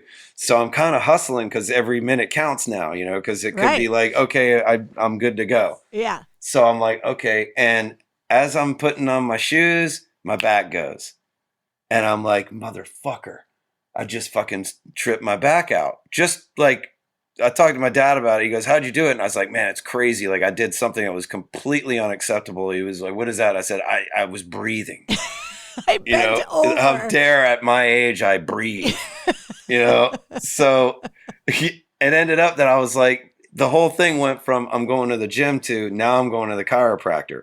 So I got in the car and I drove to the chiropractor. I get to the chiropractor. I lay down, and as I'm laying down, it goes pop, pop. And I heard it and felt it pop. And I said, I think it just popped back in. And he goes down there and he fiddles around a little bit, and then he tunes me up a little. And I'm like, I think I'm good. And then I went to the gym. And then I came back here and I called you. But, oh, my God. Yeah. So that was like. Well, see, you were productive. Thank God for the cable guy. You wouldn't have. That's right. You wouldn't have gotten your back fixed. You wouldn't have gotten to the gym today. All that. You earned, you know, the pizza or whatever it is you're going to eat later because you went to the gym. You can rationalize whatever poor behavior. Right. Right. Oh, my God. I love that we're having conversations, you know, that you threw your back out breathing. It's like, it's so different than how it was when it all started, Morgan. Yeah, it is. It's fucking boring. I told somebody it might have been my girlfriend. I was like, listen, you know, we did fun things. We did irresponsible things that were fucked up. And I said, but man, it was fun until it wasn't fun anymore. You know, like it was, to say that it was all bad is bullshit. No. It was so much fun. You just rode the line, and then you tiptoe over the line, and then you come back a little bit, and then you tiptoe over the line, and then you're like, okay, I'm not just tiptoeing anymore. Yeah. Like, I got to get back inside that line over there. Oh, shit, that line's far back there, isn't it? Holy shit, man, I'm too tired to get back to that line. Let's just keep going forward. Yeah. But you know what? Eventually, the line demands. Yeah, it's the truth. Get back over here, bro. It's the truth. Yeah. Well, I am so happy that you found a way to do this new project in a time that's so crazy. And I'm happy that you guys released Blood and Stone. Like, I'm happy that there's new Sevendust music out there, because so many bands opted not to release music. And it's like, as music fans, it's like we need any kind of bright light or something to, you know, make us happy. And, you know, so just having new music to be able to listen to and having something fun to talk about. And, you know, I'm so excited to hear this record, you know, knowing the stories behind it now about working with Clint and all that. Like, I can't wait to hear it. Yeah, it was a lot of fun. If nothing else, you know, I think people will be shocked that it's me singing, you know, because really they're just used to the guy barking back there. With your Janet Jackson microphone. Yeah, fucking thing. Hate it. Hate that thing. I almost don't even want to be in my own fucking band just because of that thing. You know, if I could play the drums, I would take your job, because I love the band so much that the only thing better would be being a part of it, you know?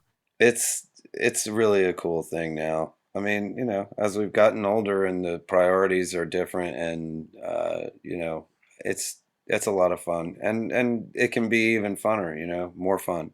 Yeah. You know, me and Clint talk about, I mean, John's just in a whole nother world. Like, John he's not even human anymore. It's like he's Benjamin Button now. It's like he's in better shape than he was when he was younger. Yeah, it's wild. I mean, he annoyed me with his responsible ways early on in our career, and now it's just like taken on a whole new level. I mean, it's just too much, man. The guy's he's unbelievable. When I see him like with his goggles and his swim cap, and I'm just like, put those abs away, John. Come on. I'm telling you, man, those two dudes are in some shape, man. Yeah. I mean, I wouldn't fuck with either one of those guys at all. I mean, I don't care how old they are. I ain't fucking with them. Ooh. Well, I can tell you that, you know, with everything this year that I've been through, and having to reinvent myself and starting everything over again, you know, knowing that, you know, I have guys like you that, you know, have my back and are there to support me through it all, and launching this new project and this podcast and this business and all of the things that, you know, I've started working on that I'm hoping pull through. You know, I think you'll be fine. It just, I know you're gonna be fine. It makes the world just so much better for me, you know, to know that you guys are, you know, are all there and got my back. So I appreciate it. 100%. And I love you. I love you dearly, you know. From the whole beginning, we've loved you from the start. So I want to congratulate. Really happy for you. I want to congratulate everybody that made it all the way to the end. Yeah. We took them on a ride today. Fucking A. You better edit this fucking thing. It's not getting edited at all. No way. Fuck no, I'm not editing any of this shit. It's all going, baby. This is like you got a fucking middle school. You started in homeroom, and it's finally the fucking bells ringing. Get on the bus, Morgan. It's time to go home. Unbelievable. Well, there he is. Morgan Rose from Sevendust. Congratulations if you made it all the way to the end of this episode. It is definitely by far one of my favorites. I could not love him more. Don't forget, Morgan's solo album, Controlled Chaos, comes out on the 27th. And of course, the new Sevendust record, Blood and Stone, is available now, and it is fantastic. There's a corresponding playlist to this episode and every episode of the Mistress Carrie podcast. Just go to the show notes of this episode, and the link is right there, filled with Morgan's music, Sevendust music, just a bunch of great stuff. All of my links are there as well, including the Patreon link to get a Mistress Carrie backstage pass and my Cameo link as well. Special thanks to DCU.org, Digital Federal Credit Union, and Latini Creative Solutions at latinicreative.com for sponsoring this episode. If you liked what you heard, don't forget to click subscribe so you don't miss anything, including Monday through Friday, get your sit rep. All your music news in less than 5 minutes every weekday. And if you don't mind, leaving a 5-star review and a comment. And if you got a Sevendust fan that is a friend or somebody in the family, make sure you share this episode. I'll see you each and every Tuesday night at 8:30 live for a cocktail in the War Room. To celebrate joining Pantheon Podcasts, Rock Camp, the podcast, the official podcast of Rock and Roll Fantasy Camp, is giving away a guitar signed by Mike Portnoy of Dream Theater, Marty Friedman, formerly of Megadeth, and legendary shredder Zakk Wylde, plus our rockstar counselors like Vinny Appice, Monty Pittman, and more. To enter to win, simply follow, rate, and review our podcast on your preferred platform, and that's all you have to do. For more information, go to rockcamp.com/podcast.